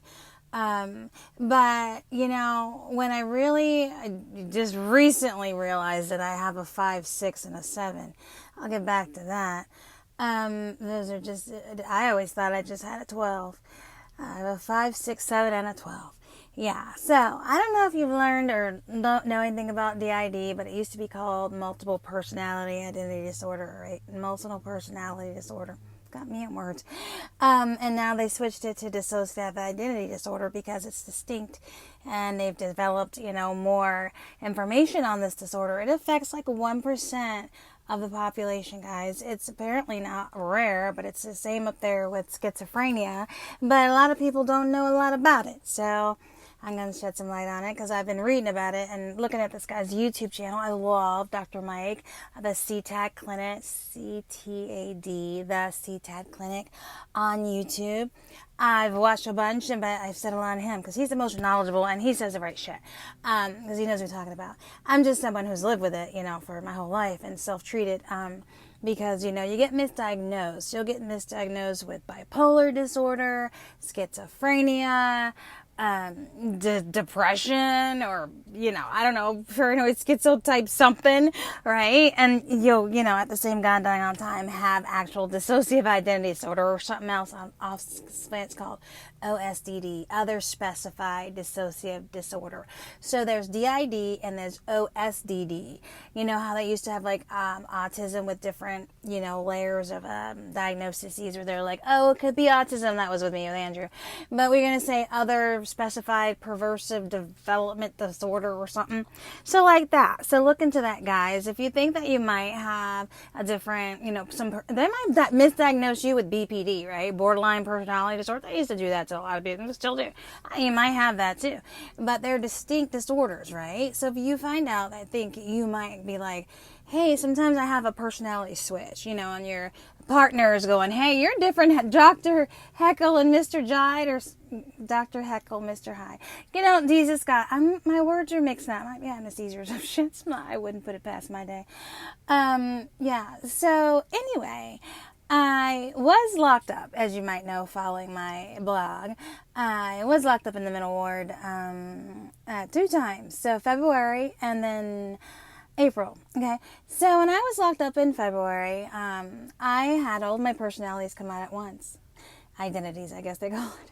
All my identities come out at one dang on time, which I've worked years to try to not get them to do. I wrote a mood journal about this, actually, which was partially featured on the Dr. Phil show, right? My mood journal was, I just discovered, today, Dr. Phil's gone bankrupt. Must be karma, Dr. Phil. Karma, what you did to me. I didn't write my book about you, but I don't have to. He in trouble. He in trouble for millions. It's a big old scandal with Dr. Phil going on right now. Yeah, but I don't need to be back on there. They burned me the first time. Twice. 3 times. Yeah. Learn my lesson. Anyway, back to the story. So meanwhile, I was locked up in the nut house, right? And a 5-year-old came up. That's when I'm at 5. I did not know I had a 5. I've been going this whole time, my whole life, thinking I have this under control. I have a 12. I keep her at bay. Now I have a 5, right? Because when my brain was cracked, I'm laying there, in this cold ass fucking room. And by the way, St. Charles Ben Hospital, the PES unit, it sucks. DICK. It's like a prison, guys. I do wait till I get my blog started up on Bye Ben Bye. BuyBenBuy.com. Tell you all about this shit. Videos too. So yeah, it's like prison, man. They get you in there with a freaking back in 2010, my mattress was on the floor. This time it was one step up, right? It was like some kind of freaking uncomfortable fuck ass, I don't fucking know, toddler bed. Okay, kids, guys. It was a toddler bed, all right? Thank God I'm tiny. I can fit on the toddler bed. All right, so meanwhile, I'm at the in the nut house, right? And I'm already freaking there because I have this whole PTSD, mental nervous breakdown, because of the whole Mormon scandal thing. Well, a local Mormon scandal, not a national one, just a local thing, people talk. All right, so meanwhile, I'm like there crazy, and all of a sudden, all my personalities and identities, whatever fuck ever, start coming out. I'm like, what the fuck? And I remember like the social worker came in, and out of the words out of my mouth, because I must have switched, and I had fucking no control over any of this shit. They were all switching in and out, switching in and out. The words came out of my mouth. Can I color? Do you have crayons? I want to color. I was like, what the fuck? 5? Get the fuck out of here. No. And so, yes. So if you see hashtag like Minny's DID journey or Minny's book, because I'm currently writing several, but the one that I'm going to do part 2, it's part 2. It's called The Closures. The closures. So basically, we're gonna fucking have closure. I don't fucking know. I discovered I have a collector identity and I have a recorder. So it's basically called The Closures. Definitely going to be talking about, I have moods and identities which are separate and distinct. You kind of got to follow them, which are to fucking figure that shit out. But yeah, interesting though. I do have friends that are intrigued about this, I have friends that have friends who have DID and they want to know how to support their friends with DID. There's not a lot of information. People are ashamed or they just want to come out to their girlfriend, be like, hey, I have a personality here. That's what drives suicide and depression. Just period. Fucking dot. It drives it because you're in isolation. You're afraid to tell your girlfriend that you've got another alternate identity. She might think that's fucking cool as shit. Like, freaking come out. Like, just come out of the goddamn closet. That's a thing. You keeping it to yourself? No. So, I am spreading awareness. Yep, I have DID. I have a 5, 6, and 7 because 5 holds memories of shit that happened to us before the age of 5. 6 holds memories of shit that happened to us at 6, and 7, 7 is fucked. And 12 holds all that shit. And gives us, bad husbands to choose. So that's the thing. It's a journey. Yeah. And so I have a blog about that. How I manage that, guys. How do you fix that shit? Like, how? I mean, it's all over fucking YouTube and everywhere, and Instagram and TikTok. DID. Like, how are they fixing it? How are they, like, managing their lives? Or do they have normal lives, or are they, like, just, like, crazy people?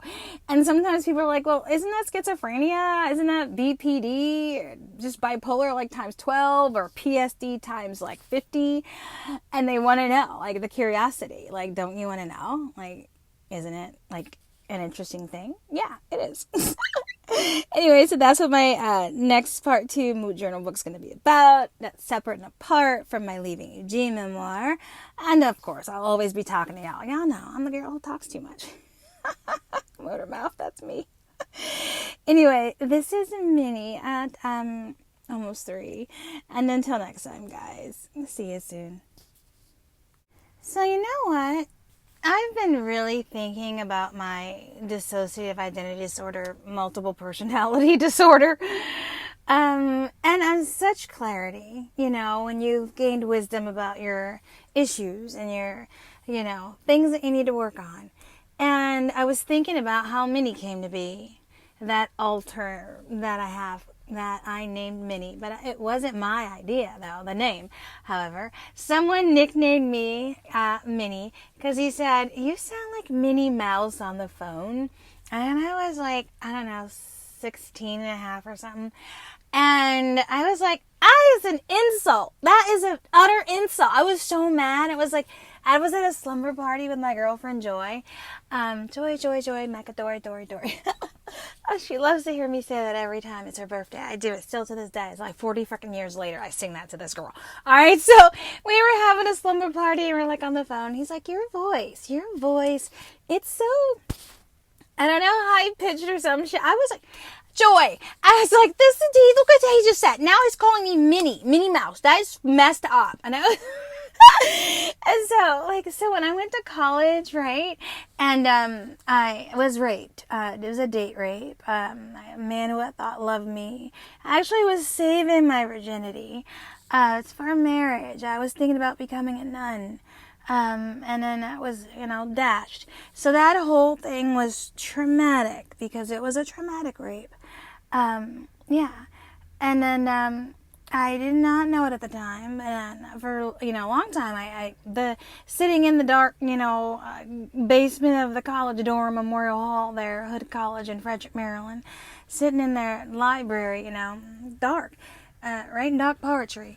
I did not know that depression there was turning into a split. It was actually a DID split. So that depression, that trauma from feeling like I saved my virginity through attempted rapes as my childhood. Actually had a couple attempted rapes when I was 12 and 13 by older boys that were 15 and 16. And I escaped, actually. I was at my Aunt Gloria's house babysitting one time. And multiple times. As I get to college, right? I'm like, I saved it. Oh my God, I'm still a virgin. Yay, thank you, Jesus. Right? I'm saving this shit till marriage, right? And then I meet this guy who's 10 years older than me. I'm 18 and stupid, right? Dumb. Then 19, that's still dumb. And I'm like, oh. And we're kissing and fooling around. I'm like, no. I'm saving until marriage. Didn't happen. And so I didn't understand that then several weeks and then several months, I didn't tell any of my friends. They're like, how was Valentine's Day? And I was like, it was, great. Daniel and I, had sex and I played it off as though it was a great thing. I kept seeing him, selling me, thinking I'm in love now. Okay. We're going to get married, maybe. That'll make everything better. Can't be a nun now.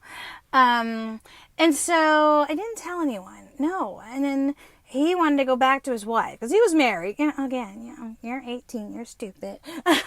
And then he's like, I'll keep you on the side. We can keep, fooling around. And I was like, yeah, no. And so that broke my heart. That actually was, I would say, my only heartbreak. My only adult heartbreak ever. No one ever broke my heart after that. That was my only heartbreak ever. I sang sad song. I sang Elton John, Daniel. I sang Elton John, the song Daniel. Oh my God. Because I let him go. I wasn't going to be like some side chick. Even at 18, I had dignity. I was like, fuck you, no. Go back to your fucking wife. And then, I split and everybody was calling me Lynette, and I'm like, you know what, my nickname's Minnie because this guy gave it to me and that's a cute name, and you know what, I'm just gonna go with that. But actually I legally changed it then at the school, not legally, but I formally changed it at the school then. But I actually had, when I got to college, I did tell people to call me Minnie when I got there, because I kind of did want to disconnect my ties to a different personality, a different identity, a different life. I wanted to start a new life. I wanted everything to be new. So like when my roomie came in and she was like, "What's your name?" I did say Minnie. I did. And so I did carry on that nickname. But after the rape, I wanted to completely disconnect. I completely. So no longer was Minnie a name in theory only and a nickname only. It became an alter and a totally different identity at that point, I believe. I started yelling at my roommates. They didn't know what was wrong with me. I was so depressed all the time. I was like irritable and cranky. I was not Lynette. I think they noticed, but they didn't know what was going on. I was like writing sad poetry and like posting it all over the outside of the dorm walls like a crazy person. I mean, I was having a freaking meltdown. I think somebody like referred me to like the on-campus counselor or some shit. But I couldn't talk to anybody. I like fucking told nobody. And then I just started drinking, right? I started fucking drinking. And then I told like, all the professors and everyone never to call me Lynette again. Never, just don't call me that name. Just don't. I like changed my name and I told everybody I sent all my poetry away. All the poetry I wrote as a child as Lynette, I literally sent it to the nuns. I sent it to my biology teacher. I was like, here's a package. I was like, I'm not her anymore. I'm just not. And so when you're thinking about DID, that's an important difference, okay? When you're trying to figure out and talk to your therapist about what is going on, what has happened here. Do I have borderline personality disorder, or do I have DID? Do I have a total different alter, or what? It's important. And I literally used to have a different name. If this is like, Minnie. And Minnie has a completely different fucking way she's going to deal with your ass. All right. So totally different from Lynette, the sweet person that she is. Love her. And so I have learned to kind of merge them, together. Yeah. Got forced into that shit by life circumstances, but there is a way to do that. There is a way to do that in a healthy way. I don't know about a healthy way. There's a way to do it. All right. I got some great tips on that shit, but everyone is so individualized, you see. So you can't just it's not like one box check it all or whatever one box check is. What the fuck ever that saying is. It's all different. And I think that's why it's important to kind of reach out and get resources and gather it all together and see kind of like what fits your thing. So those are just kind of my thoughts today about kind of what the new book's going to be about, the closures, going through all these things I figured out. I'm like, yeah, Minnie. That's kind of what happened there. That's when Minnie kind of happened. And the whole thing is that DID is your brain trying to protect you and save stored traumatic events. So the thing with me is an ordinary person that had happened to at the age of 19, like when it happened to me at 19, they may not have split, right? The point is being, I was already had DID. So this was a case of a new alter. I'd already had 3, 5, 6, and 7, and 12. Well, not 3. 3's are wrapped up in 5. So I've already had a 5, 6, 7, and a 12 at this point, right? And then this happens to me at the age of 19.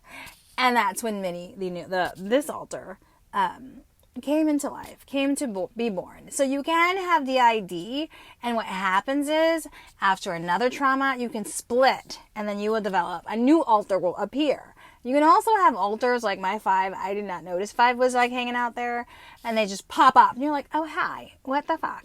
And it's that too. So it's really intriguing. It's an interesting thing. I'll take you on this journey with me. Sometimes I'll pop into my podcast with it and I'll be like, hey, yeah, this alter happened today. This came up. It's so interesting. I swear. And sometimes I'll talk with a Southern accent. That happens. That's interesting too. But thank God all of my, never mind. I can't say. I don't know. So anyway, these are my thoughts at 5. Stay tuned for my website where I'm going to have vlogs. They'll be sometimes funny, sometimes introspective, and sometimes it might help you. I don't know. Do you have some questions about this? Like, Yeah. And well, you know what? MNG, guess what? I was thinking, right? There must be a stigma, right? About dating or becoming into a relationship with someone who admits to you they have DID, right? I was like, what if I'm like on a date, right? And this guy's like, hey, I have DID. I was like, would I like be like, yeah, I would. I'd be like, I don't know. No, right? I'm like, my first thing would be like, that's just crazy. That's nuts. And like, my thoughts would go to the movie Split. And then my thoughts would be like, this is a man. But then I was like thinking, I was like, you know how many people are either misdiagnosed, right? Or not diagnosed at frick all, and they're walking around with DID, and you're just like, he's narcissist, or it's something harmless, right? Some fucking bullshit like that, or you're like, well, he just goes through periods of, depression, and he has some kind of anger issues. Yeah, I'm angry, rarely. And that's it. So I was like, Minny. So like, say you're like on a date and doesn't say he has DID, right? And he's just like, yeah, sometimes I have some anger issue, I'm working on it. But you get involved, he can still have DID fucking D. So why discriminate? Fucking why? You were the crazy bitch anyway, right? She crazy. It's just unlabeled as misdiagnosed, right? Or undiagnosed. What the fuck ever. So people are people. We all have issues. Every fucking one of us is something wrong. I fucking know it. There's something wrong with you. There's something wrong with her. Or something wrong with him. We're all a stupid mess, all right? So what I would like is like the next guy I date is going to be like, do you kind of like admit you have fucked up issues? Yeah, you admit it. If you don't fucking admit it, goodbye. That's the one you worry about. You worry about the one who's like, no, I'm all put together. I got all my ducks in a fucking row. Girl, it's you. No, you come to the table, you like, here's my wreckage, okay? See my shovel over there? I'm trying it here, brick by brick. What to do with a shovel? Stone by stone. What the fuck ever? You get it. I'm digging it up, and I'll fix it. All right, there you go. Anyway, that's the moral of the story. The lesson today is I will take you with me. It's gonna be a fun journey. I'll tell you who pops up next. But so far, I'm dealing with 5, and 5 is happy, and I'm feeding her ice cream and waffles and butter with syrup and God Lord, all kinds of yummy shit happening food-wise today. I'm eating up a storm. See, that's what happens. That happens. But you feed the inner child, the same thing. So same logic, right? The same psychology of nurture your inner child. This is not so outside the box, guys. It's the same goddamn thing. It's so psychology driven, right? So I'm nurturing my inner child, same thing, but I call her 5, right? And she's eating a bunch of candy and ice cream right now. Okay, so that's where I'm about to go. All right. So anyway, guys, this is Minny at 5. Hope you get candy too. Until next time, see you soon. So you know what? I'm kind of hungover. And, I was the girl who, let me rewind. Let me rewind it. I'm an alcohol poisoning event. I was alcohol poisoned, guys. You know how bad that is? That's like death, all right? Like, you're dead, right? All right, listen to what happened to me. Then we'll talk about why I'm hungover. I mean, I know a girl who never gets hungover. I'm hungover. All right, so look. All right, so listen. What was this, like 1994, right? Had to be 1994, right? Had to be. Okay, so look. All right, so yeah, it was, because I was like 20. I started drinking at 19 after that dang on rape. Well, so I was 19 and a half or something shit. So maybe this was, I guess I was 19. Yeah, this was 19 still. Oh, so I started drinking, all right? I was like, okay, my first drink, right? I went out with a girlfriend, Katie girl. And I was like, you know what? I'm just going to drink like everybody else is drinking. Mom did it when she was, stressed or in pain or whatever. I'm going to break. I'm going to try it. All right. And they're like, hey, here's a beer. I was like, yeah, vodka. Yeah. All right. And so I started drinking vodka and everyone's like, you don't mix it. I'm like, yeah, no, I'm just drinking it. And they're like, huh? And so like, oh my, like this was like, freshman, sophomore year, whatever in college. And I like managed to not drink the whole freshman year because I was like, I will never drink. I will never fucking drink. My mom's a goddamn alcoholic and it ruined my life. So no. And so I'd go to the parties like, nope. Pass it right up until, after that thing happened to me. And so one night, everybody, I was getting like a party trick. Everybody came over to like, who was going to be my husband at the time, his place. And they're like, hey, how many shots of vodka can you drink? Because I had been doing a party trick like the week before or some shit at the dorm. And I was like, I can just drink this all day long in 5 seconds. So somehow it got to be a contest, a drinking contest. This is stupid. All right. Don't do a drinking contest not like this one, right? And so it was like, all right, I can do 15 shots of vodka under 5 minutes, right? And they're like, no way. I'm like, yep, yeah, I can. I was like a crowd of them. They all like stood around, and I was like, boop, one after the other. No chaser. Boop, right after the other. Boop. And here I am like 100 pounds and some shit, right? And immediately, apparently, I just passed the fuck out. Everybody left, apparently. They could not wake me up. I was like, the story that they told me, then became my husband. He was like, I tried to put my hand down your throat. You would not throw up. He was like, I kept checking your pulse. I don't know. I think you were dead. And I was like, what the fuck? So I like woke up because he didn't want to go to jail, for buying an underage girl, alcohol, and she, died. It's just like, what the fuck? So I like woke up the next morning, like hungover as fuck. Oh my God. I felt like death. I kid you fuck not. You try to get alcohol poisoning. See what the fuck that feels like. That's not a hangover, okay? And so it's like 20 times worse. So I woke up in like tons of my own piss. Like piss, all right? And I was like, what the fuck happened here? And he was like, well, what... My girlfriend came over looking for me. She's like, what the fuck happened?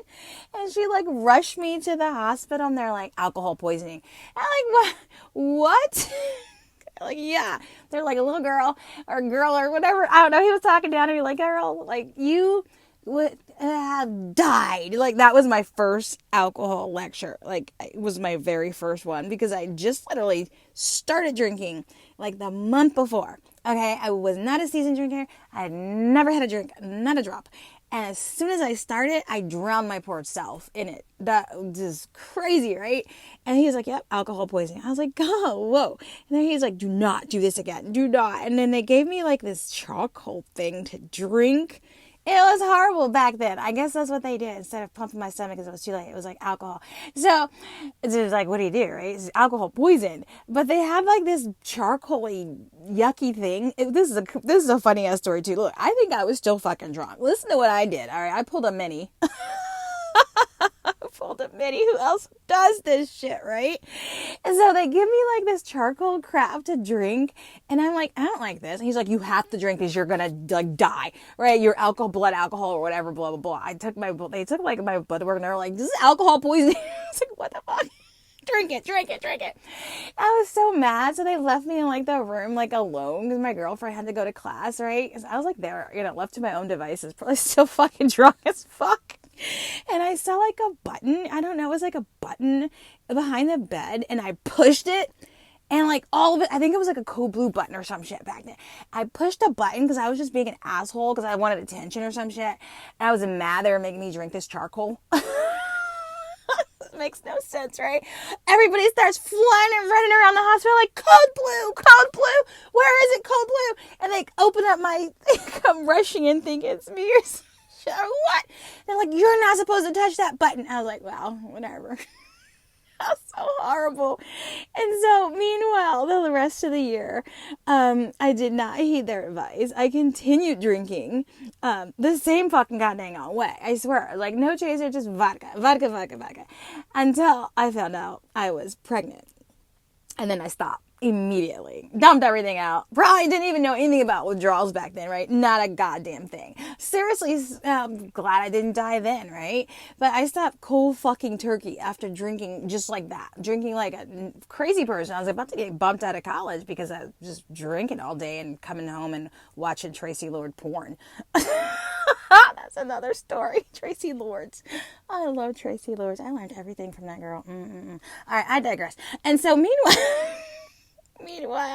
I'm hungover because I even have one drink, like, right, some wine or something. My liver, because it's in such distress condition, like it's dead, like it's in liver failure, like waking up every morning feeling like death. Even when I'm not fucking hungover, like literally death right now.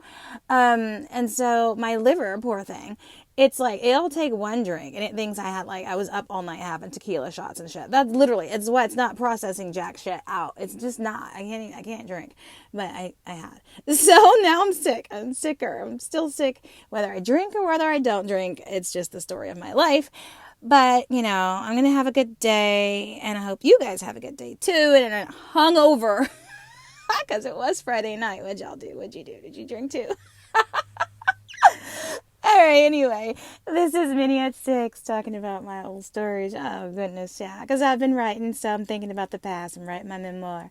So you guys get to hear little tidbits about that. It'll be fun. Anyway, this is Minny at 6. Until next time, guys. See you soon. Oh, my God. I was just doing a little bit of THC, right? Look, I have a medical marijuana card. It's okay. I'm in Oregon. All right, so look. So it just had me remembering how my first experience with bong sent me to the emergency room. I kid you not. Only Minnie has fucking stories like this. Oh God, this is why you love me. Anyway, listen to the story. Okay, so look, I just met my second husband, Lon, right? He comes from California, and he grew up in Humboldt County, and he was always like, Humboldt County, California has the best pot, bar none, right? And he would just come, and he was just like, no other where. They don't. It was like a movie about it or some shit. I swear, it's a goddamn movie about Humboldt County. I think it's called Humboldt County. I don't know. But yeah, it's about Humboldt County and the wonderful pot they grow there, right? And so he comes to, he's like an avid pot smoker. He comes to Maryland, and they were like anti-pot. They were like, at that time, it was like 2001, 2002. Right? And it was like, you can't do pot here, Lon. It's a law. There's no, right? And I wasn't a pot person. And so he was just like, I want to have my friend. Well, I hope there's no statute of limitations on this shit. Whatever. It's my story, my life to tell. It's a crime. Okay? It's a crime. You committed a crime. So he's like, I have my friend. Send me some pot from Humboldt County, California. And I'm like, what the fuck? That's a crime, right? Through the mail system and shit. He's like, whatever. All right. So meanwhile, the pot gets there somehow, somewhere. He's like, you should try it. And I'm like, no. I already have one problem right now. He came to town, and I started drinking excessively at that point. And he's like, you should try it. This is really good for you. And it does this and that and this and that. And I was like, oh no. So I took one hit from the bong. And and this is why some people might say, guys, if you know anyone who's just, they're allergic to pot, this is probably why. Let me tell you what happened to me. Because it does not work for everybody. No, it does not. And so I took one hit from the bong, and immediately I became paranoid as fuck. I swear, immediately, I was like, I'm going to die. You're going to kill me. What happened? They're like, you were supposed to be chill. And every time I saw someone do bong hits, they were on the couch. There's a thing. They were couched out. They were happy. They were calm. They were whoa. Maybe they see shit. I don't fucking know. But I take a hit, and I'm just I ended up somehow in the shower. They were putting cold water on me. I was like, I have to get a shower. I'm going to die. It's horrible. They're Minnie, you just had one hit. One. Okay. And somehow it got worse. My reaction to it was just so dramatic. They ended up taking me to the emergency room, right? Okay. So meanwhile, I'm at the emergency room. I think they're all nervous because this is Maryland, right? It's illegal and shit, right? They don't want to be look, she was doing some pot from Humboldt County, some strong ass shit. They don't want to say that, right? And so they're we don't know, right? So they did all this blood work, right? Comes back positive for THC, right? And you know how you get your blood work back, and it'll say a little arrow, it's elevated for this, or it's positive. It'll say positive, or a P or something back then or whatever. This, guys, I kid you for not, my blood work showed a C. And I had to ask, because I was used to getting lab work and everything, because I had children and everything, and I'm one of those people that gets copies of shit. And I was nurse, what does C mean? It's a C. She's like, that says chronic. Like, critical, Minnie. A critical condition on your blood. I had a critical condition of THC. I was like, Lon, what did you give me? That was so funny. They're like, yeah, she had a manic attack and is she bipolar or something? I'm like, what? So like years later, I was like, maybe I can't do pot because they have diagnosed me in 1999 with bipolar disorder, even though it was a crap diagnosis. It's not true. I don't have bipolar disorder. I don't know, whatever. Maybe at that time, but certainly it's an inaccurate diagnosis. But I was like, oh crap, because I can't take antidepressants. And guess what? If you do have true bipolar disorder and you take antidepressants, it will cause you into mania. You will have manic attacks. You will be crazier. So you gotta like kind of make sure you're taking the right psychiatric medications. That's what I've learned over the years. So I was like, no pot, it makes me manic. No. So like I was just thinking about that today because I was like doing a little bit of THC and I was like, oh crap, it makes you a little manic, makes you a little crazy. But it just had me thinking about that story. It was so funny. I don't really do it a lot because I think it can. I don't like the way it alters my brain chemistry. And then, yeah, since I do have that experience, I think it does kind of affect me. It's kind of just like alcohol. Anything you put in your system, it's going to affect you somehow, whether it's going to make you more hyper or more depressed or whatever. You're putting it in your body, it's going to alter you in some way, shape, or form. And that's what I tell my children. I'm just like, lay off of that substance. Don't try that one. Just try not to do any substances if you can. That's kind of what I try to do, to tell them. So anyway, that was a funny story. It was chronic condition. I do have a couple people that they're like, yeah, pot just doesn't affect me the same way. And I'm always jealous because my kids have had medical marijuana cards too. And the way it affects them, they are chill. They are calm. And I'm just like, I'm always trying to get that because my brain is so wired to be hyper as fuck. I mean, I literally wake up hyper. I'm always fucking hyper. And if I'm not, I'm like, fuck, I'm sick. Go to the hospital. You're not hyper today. There's something wrong with you. Oh yeah, you're gonna die. That's kind of how I know. Anyway, my hyper ass self is gonna go and make an egg souffle. I think that's what, no, it's like an egg casserole or something. See my words again. That's because I smoked something. But I have like this yummy thing I make in the oven. Okay, so like I scramble the eggs and I put all the stuff that I want, like in the omelet, and into the concoction. And I have like a secret trick. I gotta find out I gotta remember what my secret trick was. And then I put like a bunch of cheese in it because I love cheese, right? And so instead of making the omelet like I usually like to do on the top of the stove, but because the feral gas guy broke the fucking oven, my stove, right? I was like, wait, girl. That's right. You have that recipe. And it is so freaking yummy. It's like a baked egg casserole. And I put all the stuff in there, like diced ham. I'll put like green peppers and onion and cheese, right? And then you bake it. And it has like a yummy, like a brown topping, right? And then you slice it. And it's just an egg casserole. And it's yummy. And so since I can't fry my eggs right now, I can bake my eggs. I'll still get my protein in there. Yay me. So that's kind of what I'm going to do. I'm going to take my hungover hot ass self, lie down on this sofa today and do nothing. Nothing will be something, but what do you do? So I hope you're having a great day, guys. It's Saturday. Go do something fun. And until next time, guys, this is Minny at 8. See you soon. Oh my God. 5's at the candy store, 12's on Tinder, and Lynette's making french fries in the air fryer. I don't know what the fuck's going on. Where's Ellen? I'm supposed to be working today. God dang it. All right, so if you've been following, you see that I've come out with dissociative identity disorder. It's not like people are surprised. Like my children are like, yeah, we know. Like, it's not a surprise. I wrote a book about this shit called Minnie's Infamous Mood Journal. And so meanwhile, right, I'm trying to get work done. This is a struggle. So listen, if you do have friends with DID, or you think you might have DID, formerly known as multiple personality disorder, right? It's the CTAD clinic. I love his YouTube channel, Dr. Mike. So it's the CTAD, the CTAD clinic, right? On YouTube.